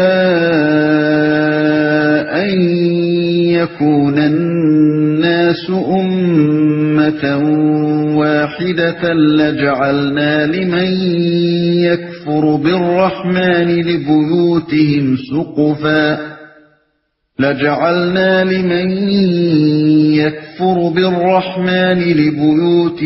سُقُفًا مِّن فِضَّةٍ وَمَعَارِجَ عَلَيْهَا يَظْهَرُونَ وَلِبُيُوتِهِمْ أَبْوَابًا وَسُرُرًا عَلَيْهَا يَتَّكِئُونَ وَزُخْرُفًا وَإِن كُلُّ ذَلِكَ لَمَّا مَتَاعُ الْحَيَاةِ الدُّنْيَا وَالْآخِرَةُ عِندَ رَبِّكَ لِلْمُتَّقِينَ۔ اگر یہ اندیشہ نہ ہوتا کہ سارے لوگ ایک ہی طریقے کے ہو جائیں گے تو ہم خدائے رحمان سے کفر کرنے والوں کے گھروں کی چھتیں اور ان کی سیڑھیاں جن سے وہ اپنے بالا خانوں پر چڑھتے ہیں اور ان کے دروازے اور ان کے تخت جن پر وہ تکیے لگا کر بیٹھتے ہیں سب چاندی اور سونے کے بنوا دیتے۔ یہ تو محض حیات دنیا کی متاع ہے، اور آخرت تیرے رب کے ہاں صرف متقین کے لیے ہے۔ چاندی اور سونے کے بنوا دیتے، یعنی یہ سیم و زر جس کا کسی کو مل جانا تمہاری نگاہ میں نعمت کی انتہا اور قدر و قیمت کی معراج ہے، اللہ کی نگاہ میں اتنی حقیر چیز ہے کہ اگر تمام انسانوں کے کفر کی طرف ڈھلک پڑنے کا خطرہ نہ ہوتا تو وہ ہر کافر کا گھر سونے چاندی کا بنا دیتا۔ اس دن سے فرومایہ کی فراوانی آخر کب سے انسان کی شرافت اور پاکیزگی نفس اور طہارت روح کی دلیل بن گئی۔ یہ مال تو ان خبیث ترین انسانوں کے پاس بھی پایا جاتا ہے جن کے گھناؤنے کردار کی سڑان سے سارا معاشرہ متعفن ہو کر رہ جاتا ہے۔ اسے تم نے آدمی کی بڑائی کا معیار بنا رکھا ہے۔ وَمَن يَعْشُ عَن ذِكْرِ الرَّحْمَنِ نُقَيِّضْ لَهُ شَيْطَانًا فَهُوَ لَهُ قَرِينٌ وَإِنَّهُمْ لَيَصُدُّونَهُمْ عَنِ السَّبِيلِ وَيَحْسَبُونَ أَنَّهُمْ مُهْتَدُونَ۔ جو شخص رحمان کے ذکر سے تغافل برتتا ہے ہم اس پر ایک شیطان مسلط کر دیتے ہیں اور وہ اس کا رفیق بن جاتا ہے۔ یہ شیاطین ایسے لوگوں کو راہ راست پر آنے سے روکتے ہیں اور وہ اپنی جگہ یہ سمجھتے ہیں کہ ہم ٹھیک جا رہے ہیں۔ رحمان کے ذکر سے وسیع المعنی لفظ ہے۔ رحمان کے ذکر سے مراد اس کی یاد بھی ہے، اس کی طرف سے آئی ہوئی نصیحت بھی، اور یہ قرآن بھی۔ حتی إذا جاءنا قال يا ليت بيني وبينك بعد المشرقين فبئس القرين. آخر کار جب یہ شخص ہمارے ہاں پہنچے گا تو اپنے شیطان سے کہے گا کاش میرے اور تیرے درمیان مشرق و مغرب کا بعد ہوتا، تو بدترین ساتھی نکلا. وَلَن يَنفَعَكُمُ الْيَوْمَ إِذ ظَّلَمْتُمْ أَنَّكُمْ فِي الْعَذَابِ مُشْتَرِكُونَ. اس وقت ان لوگوں سے کہا جائے گا کہ جب تم ظلم کر چکے تو آج یہ بات تمہارے لیے کچھ بھی نافع نہیں ہے کہ تم اور تمہارے شیاطین عذاب میں مشترک ہیں. یعنی اس امر میں تمہارے لیے تسلی کا کوئی پہلو نہیں ہے کہ تمہیں غلط راہ پر ڈالنے والے کو سزا مل رہی ہے، کیونکہ وہی سزا گمراہی قبول کرنے کی پاداش میں تم بھی پا رہے ہو. أَفَأَنْتَ تُسْمِعُ الصُّمَّ أَوْ تَهْدِي الْعُمْيَ وَمَنْ كَانَ فِي ضَلَالٍ مُبِينٍ. فَإِمَّا نَذْهَبَنَّ بِكَ فَإِنَّا مِنْهُمْ مُنْتَقِمُونَ أَوْ نُرِيَنَّكَ الَّذِي وَعَدْنَاهُمْ فَإِنَّا عَلَيْهِمْ مُقْتَدِرُونَ. اب کیا اے نبی تم بہروں کو سناؤ گے یا اندھوں اور سری گمراہی میں پڑے ہوئے لوگوں کو راہ دکھاؤ گے؟ اب تو ہمیں ان کو سزا دینی ہے، خواہ تمہیں دنیا سے اٹھا لیں یا تم کو آنکھوں سے ان کا وہ انجام دکھا دیں جس کا ہم نے ان سے وعدہ کیا ہے. ہمیں ان پر پوری قدرت حاصل ہے. سری گمراہی میں پڑے ہوئے لوگوں کو راہ دکھاؤ گے. مطلب یہ ہے کہ جو سننے کے لیے تیار ہوں اور جنہوں نے حقائق کی طرف سے آنکھیں بند نہ کر لی ہوں ان کی طرف توجہ کرو اور اندھوں کو دکھانے اور بہروں کو سنانے کی کوشش میں اپنی جان نہ کھپاؤ، نہ اس غم میں اپنے آپ کو گھلاتے رہو کہ تمہارے یہ بھائی بند کیوں راہ راست پر نہیں آتے اور کیوں اپنے آپ کو خدا کے عذاب کا مستحق بنا رہے ہیں. پوری قدرت حاصل ہے. اس ارشاد کا مطلب اس ماحول کو نگاہ میں رکھنے سے ہی اچھی طرح سمجھ میں آ سکتا ہے جس میں یہ بات فرمائی گئی ہے. کفار مکہ یہ سمجھ رہے تھے کہ محمد صلی اللہ علیہ وسلم کی ذات ہی ان کے لیے مصیبت بنی ہوئی ہے، یہ کانٹا درمیان سے نکل جائے تو پھر سب اچھا ہو جائے گا.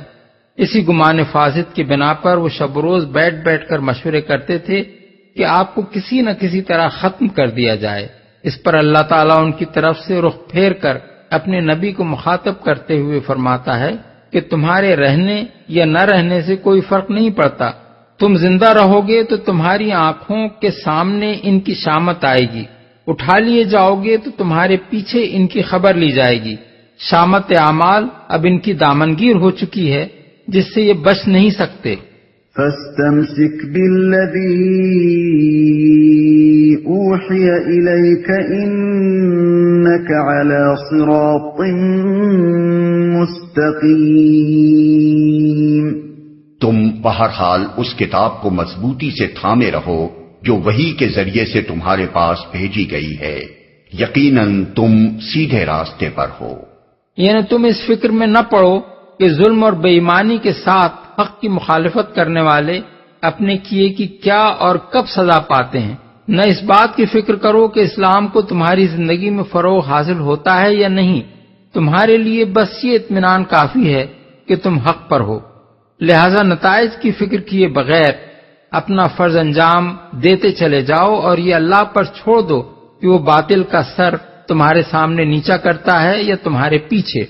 وَإِنَّهُ لَذِكْرٌ لَكَ وَلِقَوْمِكَ وَسَوْفَ تُسْأَلُونَ.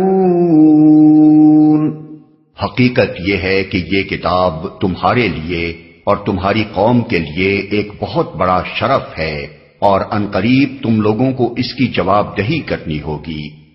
یعنی اس سے بڑھ کر کسی شخص کی کوئی خوش قسمتی نہیں ہو سکتی کہ تمام انسانوں میں سے اس کو اللہ اپنی کتاب نازل کرنے کے لیے منتخب کرے، اور کسی قوم کے حق میں بھی اس سے بڑی کسی خوش قسمتی کا تصور نہیں کیا جا سکتا کہ دنیا کی دوسری سب قوموں کو چھوڑ کر اللہ تعالیٰ اس کے ہاں اپنا نبی پیدا کرے اور اس کی زبان میں اپنی کتاب نازل کرے اور اسے دنیا میں پیغام خداوندی کی حامل بن کر اٹھنے کا موقع دے۔ اس شرف عظیم کا احساس اگر قریش اور اہل عرب کو نہیں ہے اور وہ اس کی ناقدری کرنا چاہتے ہیں تو ایک وقت آئے گا جب انہیں اس کی جواب دہی کرنی ہوگی۔ وَاسْأَلْ مَنْ أَرْسَلْنَا مِن قَبْلِكَ مِن رُّسُلِنَا أَجْعَلْنَا مِن دُونِ الرَّحْمَٰنِ آلِهَةً يُعْبَدُونَ۔ تم سے پہلے ہم نے جتنے رسول بھیجے تھے ان سب سے پوچھ دیکھو، کیا ہم نے خدائے رحمان کے سوا کچھ دوسرے معبود بھی مقرر کیے تھے کہ ان کی بندگی کی جائے؟ رسولوں سے پوچھنے کا مطلب ان کی لائی ہوئی کتابوں سے معلوم کرنا ہے، جس طرح فَإِن تَنَازَعْتُمْ فِي شَيْءٍ فَرُدُّوهُ إِلَى اللَّهِ وَالرَّسُولِ کا مطلب یہ نہیں ہے کہ کسی معاملے میں اگر تمہارے درمیان نزاع ہو تو اسے اللہ اور رسول کے پاس لے جاؤ، بلکہ یہ ہے کہ اس میں اللہ کی کتاب اور اس کے رسول کی سنت کی طرف رجوع کرو۔ اسی طرح رسولوں سے پوچھنے کا مطلب بھی یہ نہیں ہے کہ جو رسول دنیا سے تشریف لے جا چکے ہیں ان سب کے پاس جا کر دریافت کرو، بلکہ اس کا صحیح مطلب یہ ہے کہ خدا کے رسول دنیا میں جو تعلیمات چھوڑ گئے ہیں ان سب میں تلاش کر کے دیکھ لو آخر کس نے یہ بات سکھائی تھی کہ اللہ جل شانہ کے سوا بھی کوئی عبادت کا مستحق ہے۔ وَلَقَدْ أَرْسَلْنَا مُوسَى بِآيَاتِنَا إِلَى فِرْعَوْنَ وَمَلَئِهِ فَقَالَ إِنِّي رَسُولُ رَبِّ الْعَالَمِينَ۔ ہم نے موسیٰ کو اپنی نشانیوں کے ساتھ فرعون اور اس کے آیان سلطنت کے پاس بھیجا اور اس نے جا کر کہا کہ میں رب العالمین کا رسول ہوں۔ ہم نے موسیٰ کو، یہ قصہ یہاں 3 مقاصد کے لیے بیان کیا گیا ہے۔ ایک یہ کہ اللہ تعالیٰ جب کسی ملک اور کسی قوم میں اپنا نبی بھیج کر اسے وہ موقع عطا فرماتا ہے جو محمد صلی اللہ علیہ وسلم کی بعثت سے اب اہل عرب کو اس نے عطا فرمایا ہے، اور وہ اس کی قدر کرنے اور اس سے فائدہ اٹھانے کے بجائے اس حماقت کا ارتکاب کرتی ہے جس کا ارتکاب فرعون اور اس کی قوم نے کیا تھا، تو پھر اس کا وہ انجام ہوتا ہے جو تاریخ میں نمونہ عبرت بن چکا ہے۔ دوسرے یہ کہ فرعون نے بھی اپنی بادشاہی اور اپنی شوکت و حشمت اور دولت و ثروت پر فخر کر کے موسیٰ علیہ السلام کو اسی طرح حقیر سمجھا تھا جس طرح کفار قریش اپنے سرداروں کے مقابلے میں محمد صلی اللہ علیہ وسلم کو حقیر سمجھ رہے ہیں، مگر خدا کا فیصلہ کچھ اور تھا جس نے آخر بتا دیا کہ اصل میں حقیر و ذلیل کون تھا۔ تیسرے یہ کہ اللہ تعالیٰ کی آیات کے ساتھ مذاق اور اس کی تنبیہات کے مقابلے میں ہیکڑی دکھانا کوئی سستا سودا نہیں ہے، بلکہ سودا بہت مہنگا پڑتا ہے۔ اس کا خمیازہ جو بھگت چکے ہیں ان کی مثال سے سبق نہ لوگے تو خود بھی ایک روز وہی خمیازہ بھگت کر رہو گے۔ نشانیوں کے ساتھ، ان سے مراد وہ ابتدائی نشانیاں ہیں جنہیں لے کر حضرت موسیٰ علیہ السلام فرعون کے دربار میں گئے تھے، یعنی عصا اور ید بیضا۔ فَلَمَّا جَاءَهُم بِآيَاتِنَا إِذَا هُم مِّنْهَا يَضْحَكُونَ وَمَا نُرِيهِم مِّنْ آيَةٍ إِلَّا هِيَ أَكْبَرُ مِنْ أُخْتِهَا وَأَخَذْنَاهُم بِالْعَذَابِ لَعَلَّهُمْ يَرْجِعُونَ۔ پھر جب اس نے ہماری نشانیاں ان کے سامنے پیش کی تو وہ ٹھٹھے مارنے لگے۔ ہم ایک پر ایک ایسی نشانی ان کو دکھاتے چلے گئے جو پہلی سے بڑھ چڑھ کر تھی، اور ہم نے ان کو عذاب میں دھر لیا تاکہ وہ اپنی روش سے باز آئیں۔ ان نشانیوں سے مراد وہ نشانیاں ہیں جو بعد میں اللہ تعالیٰ نے حضرت موسیٰ کے ذریعے سے ان کو دکھائیں، اور وہ یہ تھیں: 1. جادوگروں سے اللہ کے نبی کا برسر عام مقابلہ ہوا اور وہ شکست کھا کر ایمان لے آئے۔ 2. حضرت موسیٰ کے پیشگی اعلان کے مطابق مصر کی سرزمین میں شدید قحط برپا ہو گیا اور وہ ان کی دعا پر ہی دور ہوا۔ 3. ان کے پیشگی اعلان کے بعد سارے ملک میں ہولناک بارشوں اور ژالہ باری اور گرج اور کڑک کے طوفان آئے جنہوں نے بستیوں اور کھیتیوں کو تباہ کر ڈالا، اور یہ بلا بھی ان کی دعا سے ہی رفع ہوئی۔ 4 پورے ملک پر ان کے اعلان کے مطابق ٹڈی دلوں کا خوفناک حملہ ہوا، اور یہ آفت بھی اس وقت تک نہ ٹلی جب تک انہوں نے اسے ٹالنے کے لیے اللہ سے دعا نہ کی۔ 5 ملک بھر میں ان کے اعلان کے مطابق جوئیں اور سرسریاں پھیل گئیں، جن سے ایک طرف آدمی اور جانور سخت مبتلا عذاب ہوئے اور دوسری طرف غلوں کے گودام تباہ ہو گئے۔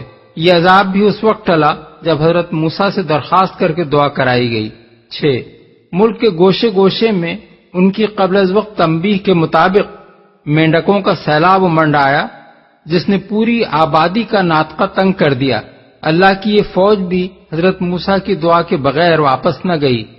7 ٹھیک ان کے اعلان کے مطابق خون کا عذاب رونما ہوا، جس سے تمام نہروں، کنووں، چشموں، تالابوں اور حوضوں کا پانی خون میں تبدیل ہو گیا۔ مچھلیاں مر گئیں، ہر جگہ پانی کے ذخیروں میں عفونت پیدا ہو گئی، اور پورے 1 ہفتے تک مصر کے لوگ صاف پانی کو ترس گئے۔ یہ آفت بھی اس وقت ٹلی جب اس سے نجات پانے کے لیے حضرت موسیٰ علیہ السلام سے دعا کرائی گئی۔ بائبل کی کتاب خروج باب 7، 8، 9، 10 اور 12 میں بھی ان عذابوں کی مفصل رودات درج ہے، مگر وہ گپ اور حقیقت کا مجموعہ ہے۔ اس میں کہا گیا ہے کہ جب خون کا عذاب آیا تو جادوگروں نے بھی ویسا ہی لا کر دکھا دیا، مگر جب جوؤں کا عذاب آیا تو جادوگر جواب میں جوئیں پیدا نہ کر سکے، اور انہوں نے کہا یہ خدا کا کام ہے۔ پھر اس سے بھی زیادہ دلچسپ بات یہ ہے کہ جب مینڈکوں کا سیلاب اٹھا تو جادوگر بھی جواب میں مینڈک چڑھا لائے، لیکن اس کے باوجود فرعون نے حضرت موسیٰ ہی سے یہ درخواست کی کہ اللہ سے دعا کر کے اس عذاب کو دفع کرائیے۔ سوال یہ ہے کہ جب جادوگر مینڈک چڑھا لانے پر قادر تھے تو فرعون نے انہی کے ذریعے سے یہ عذاب کیوں نہ دور کرا لیا، اور آخر یہ معلوم کیسے ہوا کہ مینڈکوں کی اس فوج میں اللہ کے مینڈک کون سے ہیں اور جادوگروں کے مینڈک کون سے؟ یہی سوال خون کے بارے میں بھی پیدا ہوتا ہے کہ جب حضرت موسیٰ کی تنبیہ کے مطابق ہر طرف پانی کے ذخیرے خون میں تبدیل ہو چکے تھے تو جادوگروں نے کس پانی کو خون بنایا، اور کیسے معلوم ہوا کہ فلاں جگہ کا پانی جادوگروں کے کرتب سے خون بنا ہے؟ ایسی باتوں سے صاف معلوم ہو جاتا ہے کہ بائبل خالص کلام الہی پر مشتمل نہیں ہے، بلکہ اس کو جن لوگوں نے تصنیف کیا ہے انہوں نے اس کے اندر اپنی طرف سے بھی بہت کچھ ملا دیا ہے۔ اور غضب یہ ہے کہ یہ مصنفین کچھ تھے بھی واجبی سی عقل کے لوگ جنہیں بات گھڑنے کا سلیقہ بھی نصیب نہ تھا۔ وَقَالُوا يَا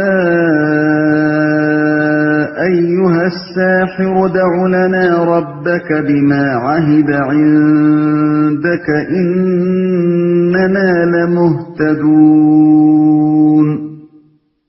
فَلَمَّا كَشَفْنَا عَنْهُمُ الْعَذَابَ إِذَا هُمْ يَنكُثُونَ ہر عذاب کے موقع پر وہ کہتے، اے ساحر، اپنے رب کی طرف سے جو منصب تجھے حاصل ہے اس کی بنا پر ہمارے لیے اس سے دعا کر، ہم ضرور راہ راست پر آ جائیں گے۔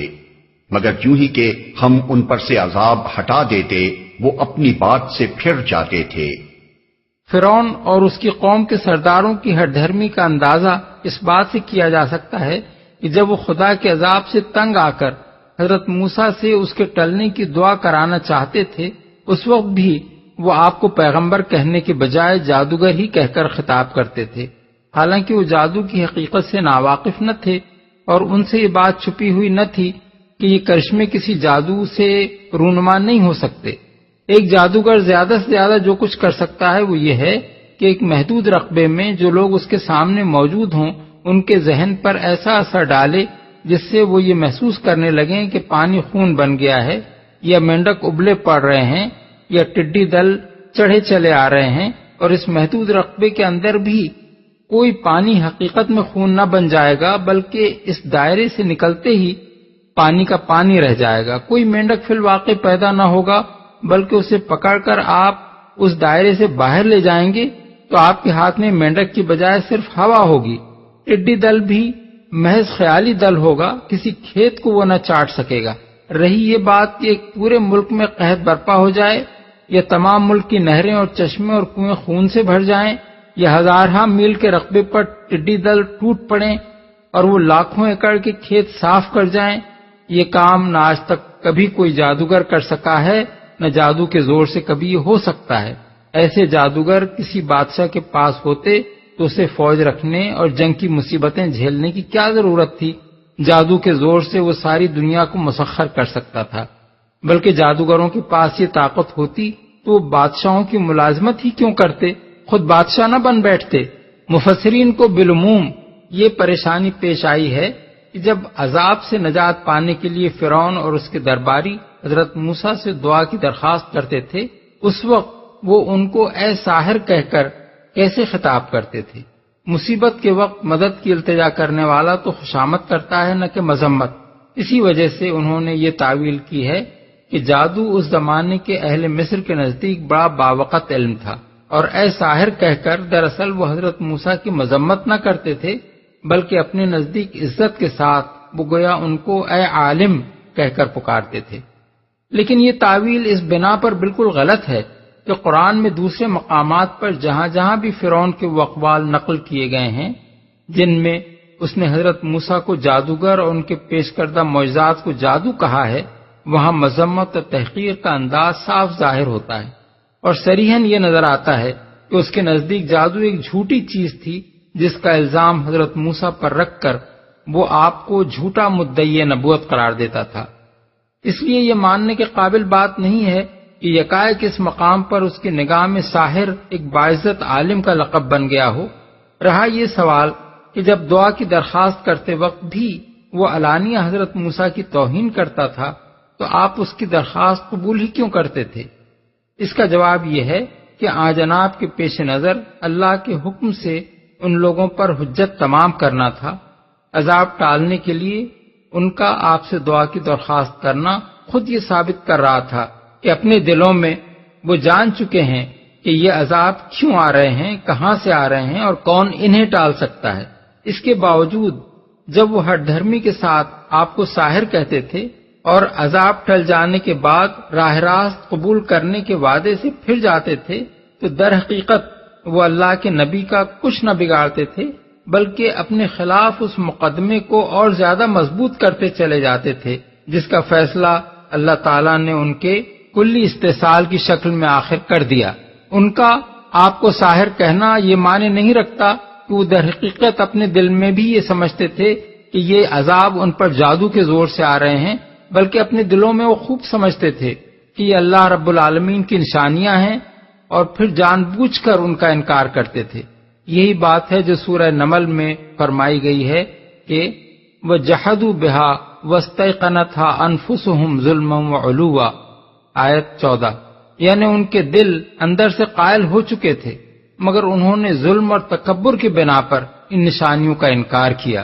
ونادى فرعون في قومه قال يا قوم أليس لي ملك مصر وهذه الأنهار تجري من تحتي أفلا تبصرون أم أنا خير من هذا الذي هو مهين ولا يكاد يبين فلولا ألقي عليه أسورة من ذهب أو جاء معه الملائكة مقترنين۔ ایک روز فرعون نے اپنی قوم کے درمیان پکار کر کہا، لوگو کیا مصر کی بادشاہی میری نہیں ہے اور یہ نہریں میرے نیچے نہیں بہ رہی ہیں؟ کیا تم لوگوں کو نظر نہیں آتا میں بہتر ہوں یا یہ شخص جو ذلیل و حقیر ہے اور اپنی بات بھی کھول کر بیان نہیں کر سکتا؟ کیوں نہ اس پر سونے کے کنگن اتارے گئے یا فرشتوں کا ایک دستہ اس کی اردلی میں نہ آیا؟ پکار کر کہا۔ غالباً پوری قوم میں پکارنے کی عملی صورت یہ رہی ہوگی کہ فرعون نے جو بات اپنے دربار میں سلطنت کے اعیان و اکابر اور قوم کے بڑے بڑے سرداروں کو مخاطب کر کے کہی تھی، اسی کو منادیوں کے ذریعے سے پورے ملک کے شہروں اور قریوں میں نشر کرایا گیا ہوگا۔ بیچارے کے پاس اس زمانے میں یہ ذرائع نہ تھے کہ خوشامدی پریس، خانہ ساز خبر رساں ایجنسیوں اور سرکاری ریڈیو سے منادی کراتا۔ تم لوگوں کو نظر نہیں آتا؟ منادی کا یہ مضمون ہی صاف بتا رہا ہے کہ ہز میجسٹی کے پاؤں تلے سے زمین نکلی جا رہی تھی۔ حضرت موسیٰ علیہ السلام کے پے در پہ معجزات نے ملک کے عوام کا عقیدہ اپنے دیوتاؤں پر سے متزلزل کر دیا تھا، اور فرائنہ کا باندھا ہوا وہ سارا طلسم ٹوٹ گیا تھا جس کے ذریعے سے خداؤں کا اوتار بن کر یہ خاندان مصر میں اپنی خداوندی چلا رہا تھا۔ اسی صورتحال کو دیکھ کر فرعون چیخ اٹھا کہ کمبختو، تمہیں آنکھوں سے نظر نہیں آتا کہ اس ملک میں بادشاہی کس کی ہے، اور دریائے نیل سے نکلی ہوئی یہ نہریں جن پر تمہاری ساری معیشت کا انحصار ہے اس کے حکم سے جاری ہیں۔ یہ ترقیات یعنی ڈیولپمنٹس کے کام تو میرے اور میرے خاندان کے کیے ہوئے ہیں، اور تم گرویدہ ہو رہے ہو اس فقیر کے۔ ذلیل و حقیر ہے، یعنی جس کے پاس نہ مال و دولت ہے نہ اختیار و اقتدار۔ وہی اعتراض جو کفار قریش نے رسول اللہ صلی اللہ علیہ وسلم پر کیا تھا۔ اپنی بات بھی کھول کر بیان نہیں کر سکتا۔ بعض مفسرین نے یہ خیال کیا ہے کہ فرعون کا اعتراض اس لکنت پر تھا جو حضرت موسیٰ کی زبان میں بچپن سے تھی، لیکن یہ خیال صحیح نہیں ہے۔ سورہ طٰہٰ میں گزر چکا ہے کہ حضرت موسیٰ کو جب نبوت کے منصب پر سرفراز کیا جا رہا تھا، اس وقت انہوں نے حق تعالیٰ سے درخواست کی تھی کہ میری زبان کی گرہ کھول دیجئے تاکہ لوگ میری بات اچھی طرح سمجھ لیں، اور اسی وقت ان کی دوسری درخواستوں کے ساتھ یہ درخواست بھی قبول کر لی گئی تھی۔ آیات 27 تا 36۔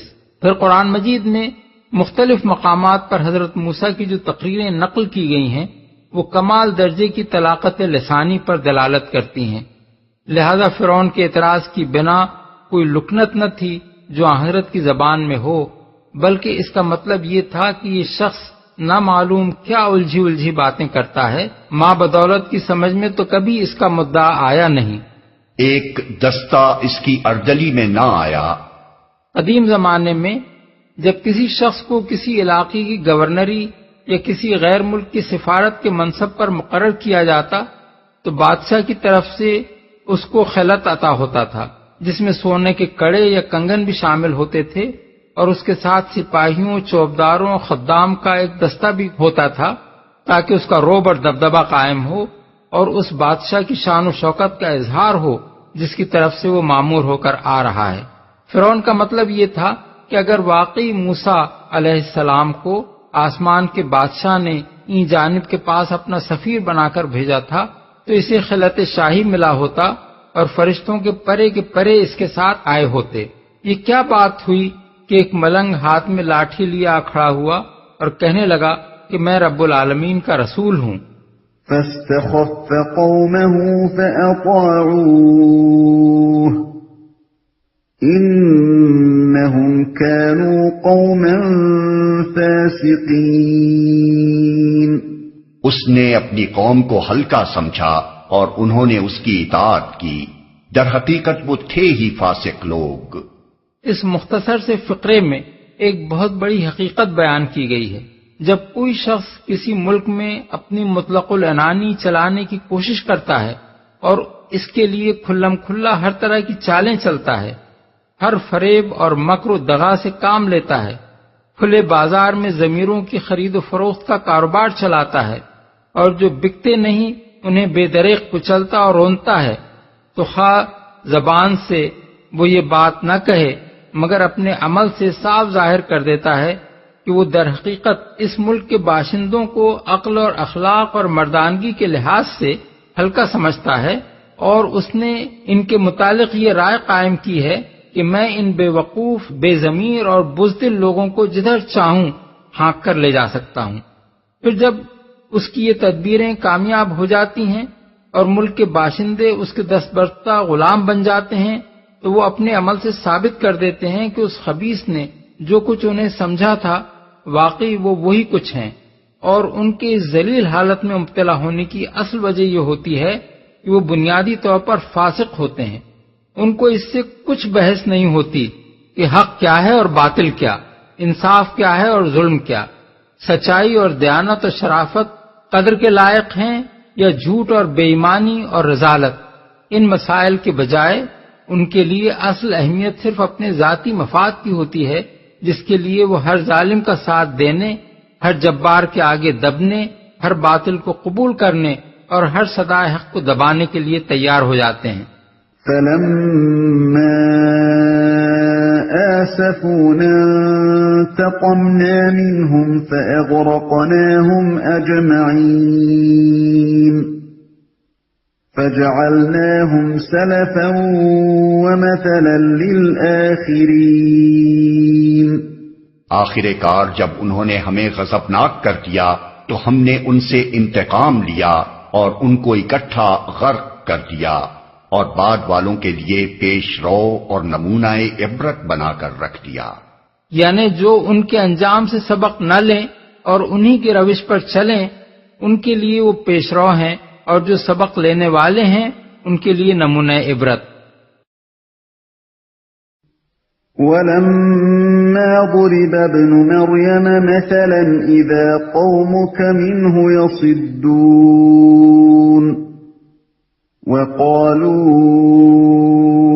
أَآلِهَتُنَا خَيْرٌ أَمْ هُوَ مَا ضَرَبُوهُ لَكَ إِلَّا جَدَلًا بَلْ هُمْ قَوْمٌ خَصِمُونَ۔ اور یوں ہی کہ ابن مریم کی مثال دی گئی، تمہاری قوم کے لوگوں نے اس پر غل مچا دیا اور کہنے لگے کہ ہمارے معبود اچھے ہیں یا وہ۔ یہ مثال وہ تمہارے سامنے محض کج بحثی کے لیے لائے ہیں، حقیقت یہ ہے کہ یہ ہیں ہی جھگڑالو لوگ۔ ہمارے معبود اچھے ہیں یا وہ۔ اس سے پہلے آیت 45 میں یہ بات گزر چکی ہے کہ تم سے پہلے جو رسول ہو گزرے ہیں ان سب سے پوچھ دیکھو، کیا ہم نے خدا رحمان کے سوا کچھ دوسرے معبود بھی مقرر کیے تھے کہ ان کی بندگی کی جائے؟ یہ تقریر جب اہل مکہ کے سامنے ہو رہی تھی تو ایک شخص نے، جس کا نام روایات میں عبداللہ ابن زبارہ آیا ہے، اعتراض جڑ دیا کہ کیوں صاحب، عیسائی مریم کے بیٹے کو خدا کا بیٹا قرار دے کر اس کی عبادت کرتے ہیں یا نہیں؟ پھر ہمارے معبود کیا برے ہیں؟ اس پر کفار کے مجمع سے ایک زور کا قہقہ بلند ہوا اور نعرے لگنے شروع ہو گئے کہ وہ مارا، پکڑے گئے، اب بولو اس کا کیا جواب ہے؟ لیکن ان کی اس بےہودگی پر سلسلہ کلام توڑا نہیں گیا، بلکہ جو مضمون چلا آ رہا تھا پہلے اسے مکمل کیا گیا، پھر اس سوال کی طرف توجہ کی گئی جو معترض نے اٹھایا تھا۔ واضح رہے کہ اس واقعے کو تفسیر کی کتابوں میں مختلف طریقوں سے روایت کیا گیا ہے، جن میں بہت کچھ اختلاف ہے، لیکن آیت کے سیاق و سباق اور ان روایات پر غور کرنے کے بعد ہمارے نزدیک واقعے کی صحیح صورت وہی ہے جو ابھی ہم نے بیان کی ہے۔ إِنْ هُوَ إِلَّا عَبْدٌ أَنْعَمْنَا عَلَيْهِ وَجَعَلْنَاهُ مَثَلًا لِبَنِي إِسْرَائِيلَ۔ ابن مریم اس کے سوا کچھ نہ تھا کہ ایک بندہ تھا جس پر ہم نے انعام کیا اور بنی اسرائیل کے لیے اپنی قدرت کا ایک نمونہ بنا دیا۔ قدرت کا نمونہ بنانے سے مراد حضرت عیسیٰ کو بے باپ کے پیدا کرنا اور پھر ان کو وہ معجزے عطا کرنا ہے جو نہ ان سے پہلے کسی کو دیے گئے تھے نہ ان کے بعد۔ وہ مٹی کا پرندہ بناتے اور اس میں پھونک مارتے تو وہ جیتا جاگتا پرندہ بن جاتا، وہ مادرزاد اندھے کو بینا کر دیتے، وہ کوڑھ کے مریض کو تندرست کر دیتے، حتیٰ کہ وہ مردے کو جلا دیتے تھے۔ اللہ تعالیٰ کے ارشاد کا منشا یہ ہے کہ محض اس غیر معمولی پیدائش اور ان عظیم معجزات کی وجہ سے ان کو بندگی سے بالاتر سمجھنا اور خدا کا بیٹا قرار دے کر ان کی عبادت کرنا غلط ہے۔ ان کی حیثیت ایک بندے سے زیادہ کچھ نہ تھی جسے ہم نے اپنے انعامات سے نواز کر اپنی قدرت کا نمونہ بنا دیا تھا۔ وَلَوْ نَشَاءُ لَجَعَلْنَا مِنكُم مَلَائِكَةً فِي الْأَرْضِ يَخْلُفُونَ۔ ہم چاہیں تو تم سے فرشتے پیدا کر دیں جو زمین میں تمہارے جانشین ہوں، تم سے فرشتے پیدا کر دیں۔ دوسرا ترجمہ یہ بھی ہو سکتا ہے کہ تم میں سے بعض کو فرشتہ بنا دیں۔ وَإِنَّهُ لَعِلْمٌ لِلسَّاعَةِ فَلَا تَمْتَرُنَّ بِهَا وَاتَّبِعُونِ هَذَا صِرَاطٌ مُسْتَقِيمٌ۔ اور وہ دراصل قیامت کی ایک نشانی ہے، پس تم اس میں شک نہ کرو اور میری بات مان لو، یہی سیدھا راستہ ہے۔ قیامت کی ایک نشانی ہے۔ اس فقرے کا یہ ترجمہ بھی ہو سکتا ہے کہ وہ قیامت کے علم کا ایک ذریعہ ہے۔ یہاں یہ سوال پیدا ہوتا ہے کہ وہ سے کیا چیز مراد ہے؟ حضرت حسن بصری اور سعید بن جبیر کے نزدیک اس سے مراد قرآن ہے، یعنی قرآن سے آدمی یہ علم حاصل کر سکتا ہے کہ قیامت آئے گی، لیکن یہ تفسیر سیاق و سباق سے بالکل غیر متعلق ہے۔ سلسلہ کلام میں کوئی قرینہ ایسا موجود نہیں ہے جس کی بنا پر یہ کہا جا سکے کہ اشارہ قرآن کی طرف ہے۔ دوسرے مفسرین قریب بالاتفاق یہ رائے رکھتے ہیں کہ اس سے مراد حضرت عیسیٰ ابن مریم ہیں، اور یہ سیاق و سباق کے لحاظ سے درست ہے۔ اس کے بعد یہ سوال پیدا ہوتا ہے کہ آجناب کو قیامت کی نشانی یا قیامت کے علم کا ذریعہ کس معنی میں فرمایا گیا ہے؟ ابن عباس، مجاہد، اکرمہ، قتادہ، سدی، ضحاک، ابو العالیہ اور ابو مالک کہتے ہیں کہ اس سے مراد حضرت عیسیٰ کا نزول ثانی ہے، جس کی خبر بکثرت احادیث میں وارد ہوئی ہے، اور آیت کا مطلب یہ ہے کہ وہ جب دوبارہ دنیا میں تشریف لائیں گے تو معلوم ہو جائے گا کہ قیامت اب قریب ہے۔ لیکن ان بزرگوں کی جلالت قدر کے باوجود یہ ماننا مشکل ہے کہ اس آیت میں حضرت عیسیٰ کی آمد ثانی کو قیامت کی نشانی یا اس کے علم کا ذریعہ کہا گیا ہے، اس لیے کہ بعد کی عبارت یہ معنی لینے میں مانے ہے۔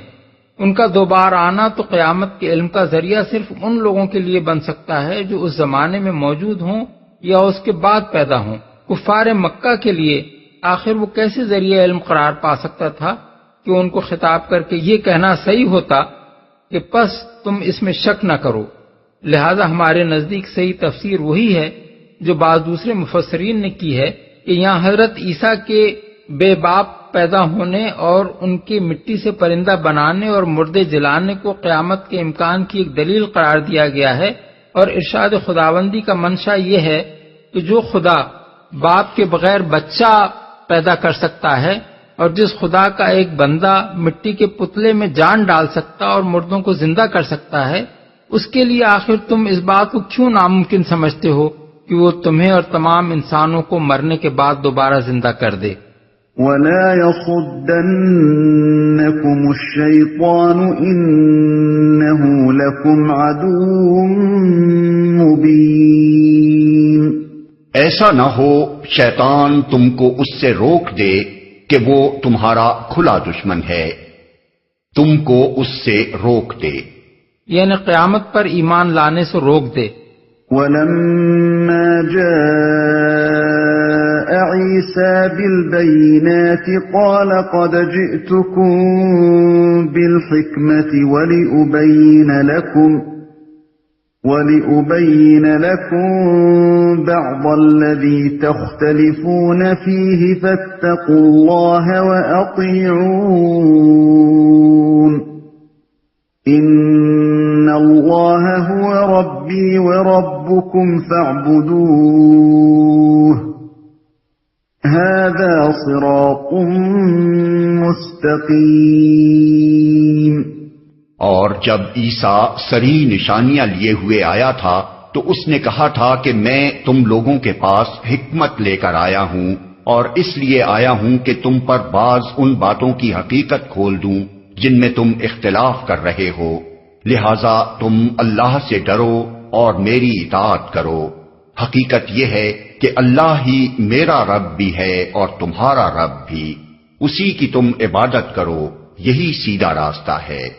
یعنی عیسیٰ علیہ السلام نے کبھی یہ نہیں کہا تھا کہ میں خدا ہوں یا خدا کا بیٹا ہوں اور تم میری عبادت کرو، بلکہ ان کی دعوت وہی تھی جو دوسرے تمام انبیاء کی دعوت تھی، اور اب جس کی طرف محمد صلی اللہ علیہ وسلم تم کو بلا رہے ہیں۔ فاختلف الأحزاب من بينهم فويل للذين ظلموا من عذاب يوم أليم۔ مگر اس کی اس صاف تعلیم کے باوجود گروہوں نے آپس میں اختلاف کیا، پس تباہی ہے ان لوگوں کے لیے جنہوں نے ظلم کیا ایک دردناک دن کے عذاب سے۔ آپس میں اختلاف کیا یعنی ایک گروہ نے ان کا انکار کیا تو مخالفت میں اس حد تک پہنچ گیا کہ ان پر ناجائز ولادت کی تہمت لگائی اور ان کو اپنے نزدیک سولی پر چڑھوا کر چھوڑا۔ دوسرے گروہ نے ان کا اقرار کیا تو عقیدت میں بے تحاشا غلو کر کے ان کو خدا بنا بیٹھا، اور پھر ایک انسان کے خدا ہونے کا مسئلہ اس کے لیے ایسی گتھی بنا جسے سلجھاتے سلجھاتے اس میں بے شمار فرقے بن گئے۔ هل ينظرون إلا الساعة أن تأتيهم بغتة وهم لا يشعرون الأخلاء يومئذ بعضهم لبعض عدو إلا المتقين۔ کیا یہ لوگ اب بس اسی چیز کے منتظر ہیں کہ اچانک ان پر قیامت آ جائے اور انہیں خبر بھی نہ ہو؟ وہ دن جب آئے گا تو متقین کو چھوڑ کر باقی سب دوست ایک دوسرے کے دشمن ہو جائیں گے۔ دوسرے الفاظ میں صرف وہ دوستیاں باقی رہ جائیں گی جو دنیا میں نیکی اور خدا ترسی پر قائم ہیں، دوسری تمام دوستیاں دشمنی میں تبدیل ہو جائیں گی۔ اور آج گمراہی، ظلم و ستم اور معصیت میں جو لوگ ایک دوسرے کے یار و مددگار بنے ہوئے ہیں، کل قیامت کے روز وہی ایک دوسرے پر الزام ڈالنے اور اپنی جان چھڑانے کی کوشش کر رہے ہوں گے۔ یہ مضمون قرآن مجید میں بار بار جگہ جگہ بیان کیا گیا ہے تاکہ ہر شخص اسی دنیا میں اچھی طرح سوچ لے کہ کن لوگوں کا ساتھ دینا اس کے لیے مفید ہے اور کن کا ساتھ تباہ کن۔ یا عباد لا خوف علیکم اليوم ولا انتم تحزنون الذين آمنوا بآياتنا وكانوا مسلمين ادخلوا الجنة أنتم وأزواجكم تحبرون يطاف عليهم بصحاف من ذهب وأكواب وفيها ما تشتهيه الأنفس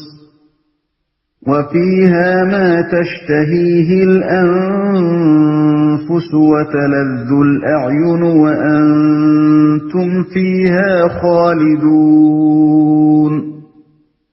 وتلك الجنة التي أورثتموها بما كنتم تعملون لكم فيها فاكهة كثيرة منها تأكلون۔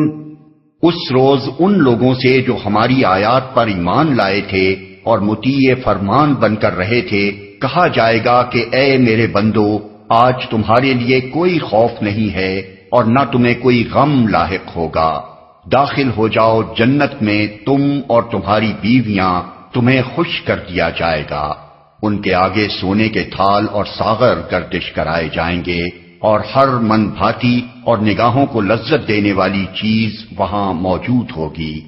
ان سے کہا جائے گا تم اب یہاں ہمیشہ رہو گے، تم اس جنت کے وارث اپنے ان اعمال کی وجہ سے ہوئے ہو جو تم دنیا میں کرتے رہے، تمہارے لیے یہاں بکثرت فواکہ موجود ہیں جنہیں تم کھاؤ گے، تم اور تمہاری بیویاں۔ اصل میں ازواج کا لفظ استعمال ہوا ہے جو بیویوں کے لیے بھی استعمال ہو سکتا ہے اور ایسے لوگوں کے لیے بھی جو کسی شخص کے ہم مشرب، ہم جولی اور ہم جماعت ہوں۔ یہ وسیع المعنی لفظ اسی لیے استعمال کیا گیا ہے تاکہ اس کے مفہوم میں دونوں داخل ہو جائیں، اہل ایمان کی مومن بیویاں بھی ان کے ساتھ ہوں گی اور ان کے مومن دوست بھی جنت میں ان کے رفیق ہوں گے۔ ان المجرمین فی عذاب جہنم خالدون لا يفتر عنهم وهم فيه مبلسون وما ظلمناهم ولكن كانوا هم الظالمين. رہے مجرمین تو وہ ہمیشہ جہنم کے عذاب میں مبتلا رہیں گے، کبھی ان کے عذاب میں کمی نہ ہوگی اور وہ اس میں مایوس پڑے ہوں گے. ان پر ہم نے ظلم نہیں کیا بلکہ وہ خود ہی اپنے اوپر ظلم کرتے رہے. وَنَادَوْا يَا مَالِكُ لِيَقْضِ عَلَيْنَا رَبُّكَ قَالَ إِنَّكُمْ مَاكِثُونَ لَقَدْ جِئْنَاكُمْ بِالْحَقِّ وَلَكِنَّ أَكْثَرَكُمْ لِلْحَقِّ كَارِهُونَ. وہ پکاریں گے اے مالک تیرا رب ہمارا کام ہی تمام کر دے تو اچھا ہے. وہ جواب دے گا تم یوں ہی پڑے رہو گے، ہم تمہارے پاس حق لے کر آئے تھے مگر تم میں سے اکثر کو حق ہی ناگوار تھا. اے مالک، مالک سے مراد ہے جہنم کا داروغہ، جیسا کہ فحوائے کلام سے خود ظاہر ہو رہا ہے.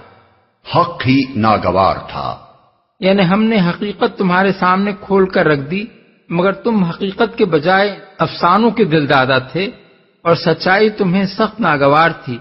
اب اپنے اس احمقانہ انتخاب کا انجام دیکھ کر بلبلاتے کیوں ہو سکتا ہے کہ یہ داروغہ جہنم ہی کے جواب کا ایک حصہ ہو، اور یہ بھی ہو سکتا ہے کہ اس کا جواب تم یوں ہی پڑے رہو گے پر ختم ہو گیا ہو، اور یہ دوسرا فقرہ اللہ تعالیٰ کا اپنا ارشاد ہو.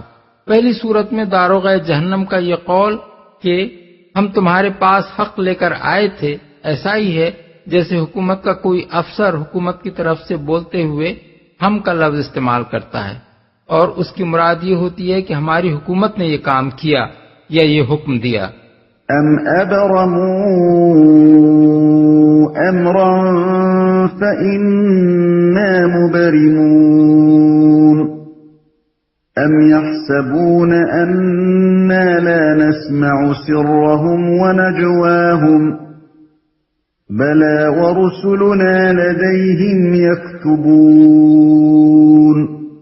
کیا ان لوگوں نے کوئی اقدام کرنے کا فیصلہ کر لیا ہے؟ اچھا تو ہم بھی پھر ایک فیصلہ کیے لیتے ہیں. کیا انہوں نے یہ سمجھ رکھا ہے کہ ہم ان کی راز کی باتیں اور ان کی سرگوشیاں سنتے نہیں ہیں؟ ہم سب کچھ سن رہے ہیں اور ہمارے فرشتے ان کے پاس ہی لکھ رہے ہیں. فیصلہ کر لیا ہے.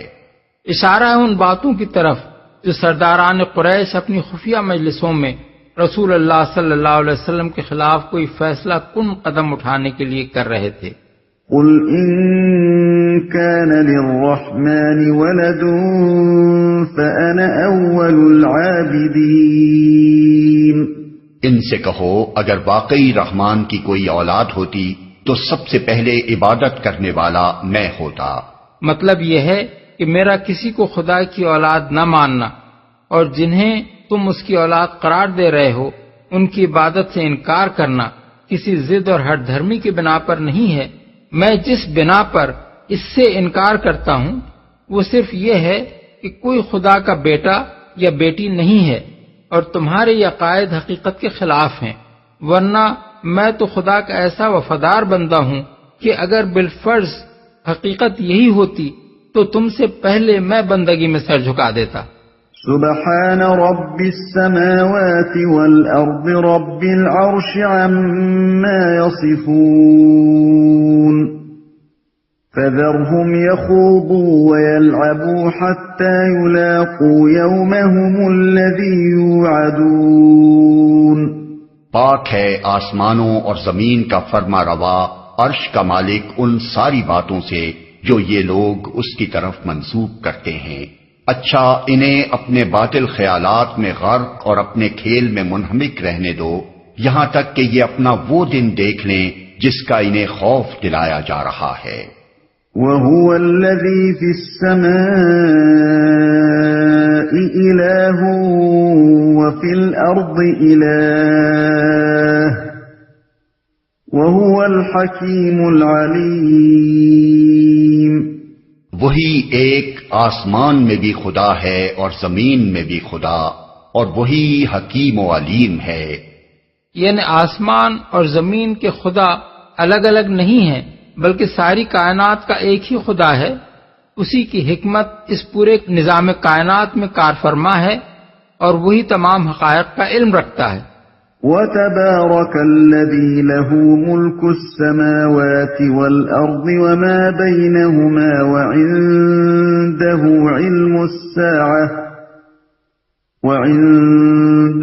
عِلْمُ السَّاعَةِ وَإِلَيْهِ تُرْجَعُونَ۔ بہت بالا و برتر ہے وہ جس کے قبضے میں زمین اور آسمانوں اور ہر اس چیز کی بادشاہی ہے جو زمین و آسمان کے درمیان پائی جاتی ہے، اور وہی قیامت کی گھڑی کا علم رکھتا ہے، اور اسی کی طرف تم سب پلٹائے جانے والے ہو۔ زمین و آسمان کے درمیان پائی جاتی ہے، یعنی اس کی ہستی اس سے بدرجہ بلند و برتر ہے کہ کوئی خدائی میں اس کا شریک ہو اور اس عظیم کائنات کی فرمانروائی میں کچھ بھی دخل رکھتا ہو۔ زمین و آسمان میں جو بھی ہیں، خواہ وہ انبیاء ہوں یا اولیاء، فرشتے ہوں یا جن یا ارواح، ستارے ہوں یا سیارے، سب اس کے بندے اور غلام اور تابع فرمان ہیں۔ ان کا کسی خدائی صفت سے متصف یا خدائی اختیار کا حامل ہونا قطعی ناممکن ہے۔ تم سب پلٹائے جانے والے ہو، یعنی دنیا میں تم خواہ کسی کو اپنا حامی و سرپرست بناتے پھرو، مگر مرنے کے بعد تمہارا سابقہ اسی خدا سے پڑنا ہے اور اسی کی عدالت میں تم کو اپنے اعمال کی جواب دہی کرنی ہے۔ وَلَا يَمْلِكُ الَّذِينَ يَدْعُونَ مِن دُونِهِ الشَّفَاعَةَ إِلَّا مَن شَهِدَ بِالْحَقِّ وَهُمْ يَعْلَمُونَ۔ اس کو چھوڑ کر یہ لوگ جنہیں پکارتے ہیں وہ کسی شفاعت کا اختیار نہیں رکھتے الا یہ کہ کوئی علم کی بنا پر حق کی شہادت دے۔ اس فقرے کے کئی مفہوم ہیں۔ ایک یہ کہ لوگوں نے جن جن کو دنیا میں معبود بنا رکھا ہے وہ سب اللہ کے حضور شفاعت کرنے والے نہیں ہیں۔ ان میں سے جو گمراہ و بدراہ تھے وہ تو خود وہاں مجرم کی حیثیت سے پیش ہوں گے، البتہ وہ لوگ ضرور دوسروں کی شفاعت کرنے کے قابل ہوں گے جنہوں نے علم کے ساتھ نہ کہ بے جانے بوجھے حق کی شہادت دی تھی۔ دوسرے یہ کہ جنہیں شفاعت کرنے کا اختیار حاصل ہوگا وہ بھی صرف ان لوگوں کی شفاعت کر سکیں گے جنہوں نے دنیا میں جان بوجھ کر نہ کہ غفلت و بے خبری کے ساتھ حق کی شہادت دی ہو۔ کسی ایسی شخص کی شفاعت نہ وہ خود کریں گے نہ کرنے کے مجاز ہوں گے جو دنیا میں حق سے برگشتہ رہا تھا یا بے سمجھے بوجھے اشہد اللہ الہ الا اللہ بھی کہتا رہا اور دوسرے الہوں کی بندگی بھی کرتا رہا۔ تیسرے یہ کہ کوئی شخص اگر یہ کہتا ہے کہ اس نے جن کو معبود بنا رکھا ہے وہ لازماً شفاعت کے اختیارات رکھتے ہیں اور انہیں اللہ تعالیٰ کے ہاں ایسا زور حاصل ہے کہ جسے چاہیں بخشوا لیں، قطع نظر اس سے کہ اس کے اعمال و عقائد کیسے ہی ہوں، تو وہ غلط کہتا ہے۔ یہ حیثیت اللہ کے ہاں کسی کو بھی حاصل نہیں ہے۔ جو شخص کسی کے لیے ایسی شفاعت کے اختیارات کا دعویٰ کرتا ہے وہ اگر علم کی بنا پر اس بات کی مبنی بر حقیقت شہادت دے سکتا ہو تو ہمت کر کے آگے آئے، لیکن اگر وہ ایسی شہادت دینے کی پوزیشن میں نہیں ہے اور یقیناً نہیں ہے تو خامخواہ سنی سنائی باتوں پر یا محض قیاس و وہم و گمان کی بنیاد پر ایسا ایک عقیدہ گھڑ لینا سراسر لغو اور اس خیالی بھروسے پر اپنی عاقبت کو خطرے میں ڈال لینا قطعی حماقت ہے۔ اس آیت سے ضمناً دو بڑے اہم اصول بھی مستنبط ہوتے ہیں۔ اول اس سے معلوم ہوتا ہے کہ علم کے بغیر حق کی شہادت دینا چاہے دنیا میں معتبر ہو مگر اللہ کے ہاں معتبر نہیں ہے۔ دنیا میں تو جو شخص کلمہ شہادت زبان سے ادا کرے گا ہم اس کو مسلمان مان لیں گے اور اس کے ساتھ مسلمانوں کا سا معاملہ کرتے رہیں گے جب تک وہ کھلم کھلا کفر سری کا ارتکاب نہ کرے، لیکن اللہ کے ہاں صرف وہی شخص اہل ایمان میں شمار ہوگا جس نے اپنی بساط علم و عقل کی حد تک یہ جانتے اور سمجھتے ہوئے لا الہ الا اللہ کہا ہو کہ وہ کس چیز کا انکار اور کس چیز کا اقرار کر رہا ہے۔ ثانیاً اس سے قانون شہادت کا یہ قاعدہ نکلتا ہے کہ گواہی کے لیے علم شرط ہے۔ گواہ جس واقعے کی گواہی دے رہا ہو اس کا اگر اسے علم نہیں ہے تو اس کی گواہی بے معنی ہے۔ یہی بات نبی صلی اللہ علیہ وسلم کے ایک فیصلے سے بھی معلوم ہوتی ہے۔ آپ نے گواہ سے فرمایا اذا رأیت مثل الشمس فاشهد والا فدع، احکام القرآن للجساس۔ اگر تو نے واقعے کو خود اپنی آنکھوں سے اس طرح دیکھا ہے جیسے تو سورج کو دیکھ رہا ہے تو گواہی دے، ورنہ رہنے دے۔ وَلَئِن سَأَلْتَهُم مَّنْ خَلَقَهُمْ لَيَقُولُنَّ اللَّهُ فَأَنَّىٰ يُؤْفَكُونَ وَقِيلِهِ يَا رَبِّ إِنَّ هَٰؤُلَاءِ قَوْمٌ لَّا يُؤْمِنُونَ۔ اور اگر تم ان سے پوچھو کہ انہیں کس نے پیدا کیا ہے تو یہ خود کہیں گے کہ اللہ نے، پھر کہاں سے یہ دھوکہ کھا رہے ہیں؟ قسم ہے رسول کے اس قول کی کہ اے رب یہ وہ لوگ ہیں جو مان کر نہیں دیتے۔ خود کہیں گے کہ اللہ نے۔ اس کے دو مطلب ہیں، ایک یہ کہ اگر تم ان سے پوچھو کہ خود ان کو کس نے پیدا کیا ہے تو کہیں گے کہ اللہ نے۔ دوسرے یہ کہ اگر تم ان سے پوچھو کہ ان کے معبودوں کا خالق کون ہے تو یہ کہیں گے کہ اللہ، جو مان کر نہیں دیتے۔ یہ قرآن مجید کی نہایت مشکل آیات میں سے ہے، جس میں نحو کا یہ نہایت پیچیدہ سوال پیدا ہوتا ہے کہ وقیل ہی میں واو کیسا ہے اور اس لفظ کا تعلق اوپر کے سلسلہ کلام میں کس چیز کے ساتھ ہے۔ مفسرین نے اس پر بہت کچھ کلام کیا ہے، مگر کوئی تشفی بخش بات مجھے ان کے ہاں نہیں ملی۔ میرے نزدیک سب سے زیادہ صحیح بات وہی ہے جو شاہ عبد القادر صاحب کے ترجمے سے مترشح ہوتی ہے، یعنی اس میں واو عطف کا نہیں ہے بلکہ قسمیہ ہے، اور اس کا تعلق فَأَنَّا يُؤْفَكُونَ سے ہے، اور قیل ہی کی ضمیر رسول اللہ صلی اللہ علیہ وسلم کی طرف پھرتی ہے، جس پر یا رب ان ہؤلاء قوم لا یؤمنون کا فقرہ صریح دلالت کر رہا ہے۔ آیت کا مطلب یہ ہے کہ قسم ہے رسول کے اس قول کی کہ اے رب یہ وہ لوگ ہیں جو مان کر نہیں دیتے۔ کیسی عجیب ہے ان لوگوں کی فریب خوردگی کہ خود تسلیم کرتے ہیں کہ ان کا اور ان کے معبودوں کا خالق اللہ تعالی ہی ہے، اور پھر بھی خالق کو چھوڑ کر مخلوق ہی کی عبادت پر اصرار کیے جاتے ہیں۔ رسول کے اس قول کی قسم کھانے کا مدعا یہ ہے کہ ان لوگوں کی یہ روش صاف ثابت کیے دے رہی ہے کہ فی الواقع یہ ہٹ دھرم ہے، کیونکہ ان کے رویے کا غیر معقول ہونا ان کے اپنے اعتراف سے ظاہر ہے، اور ایسا غیر معقول رویہ صرف وہی شخص اختیار کر سکتا ہے جو نہ ماننے کا فیصلہ کیے بیٹھا ہو۔ بالفاظ دیگر یہ قسم اس معنی میں ہے کہ بالکل ٹھیک کہا رسول نے، فی الواقع یہ مان کر دینے والے لوگ نہیں ہیں۔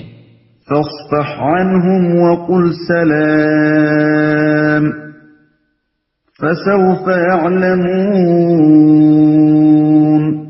اچھا اے نبی ان سے درگزر کرو اور کہہ دو کہ سلام ہے تمہیں، ان قریب انہیں معلوم ہو جائے گا۔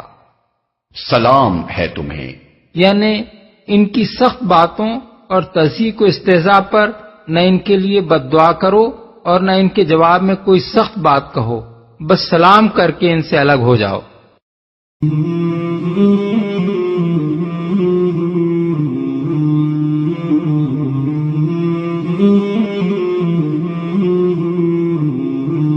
مولاي صل وسلم دائما ابدا على حبيبك خير الخلق كلهم، مولاي صل وسلم دائما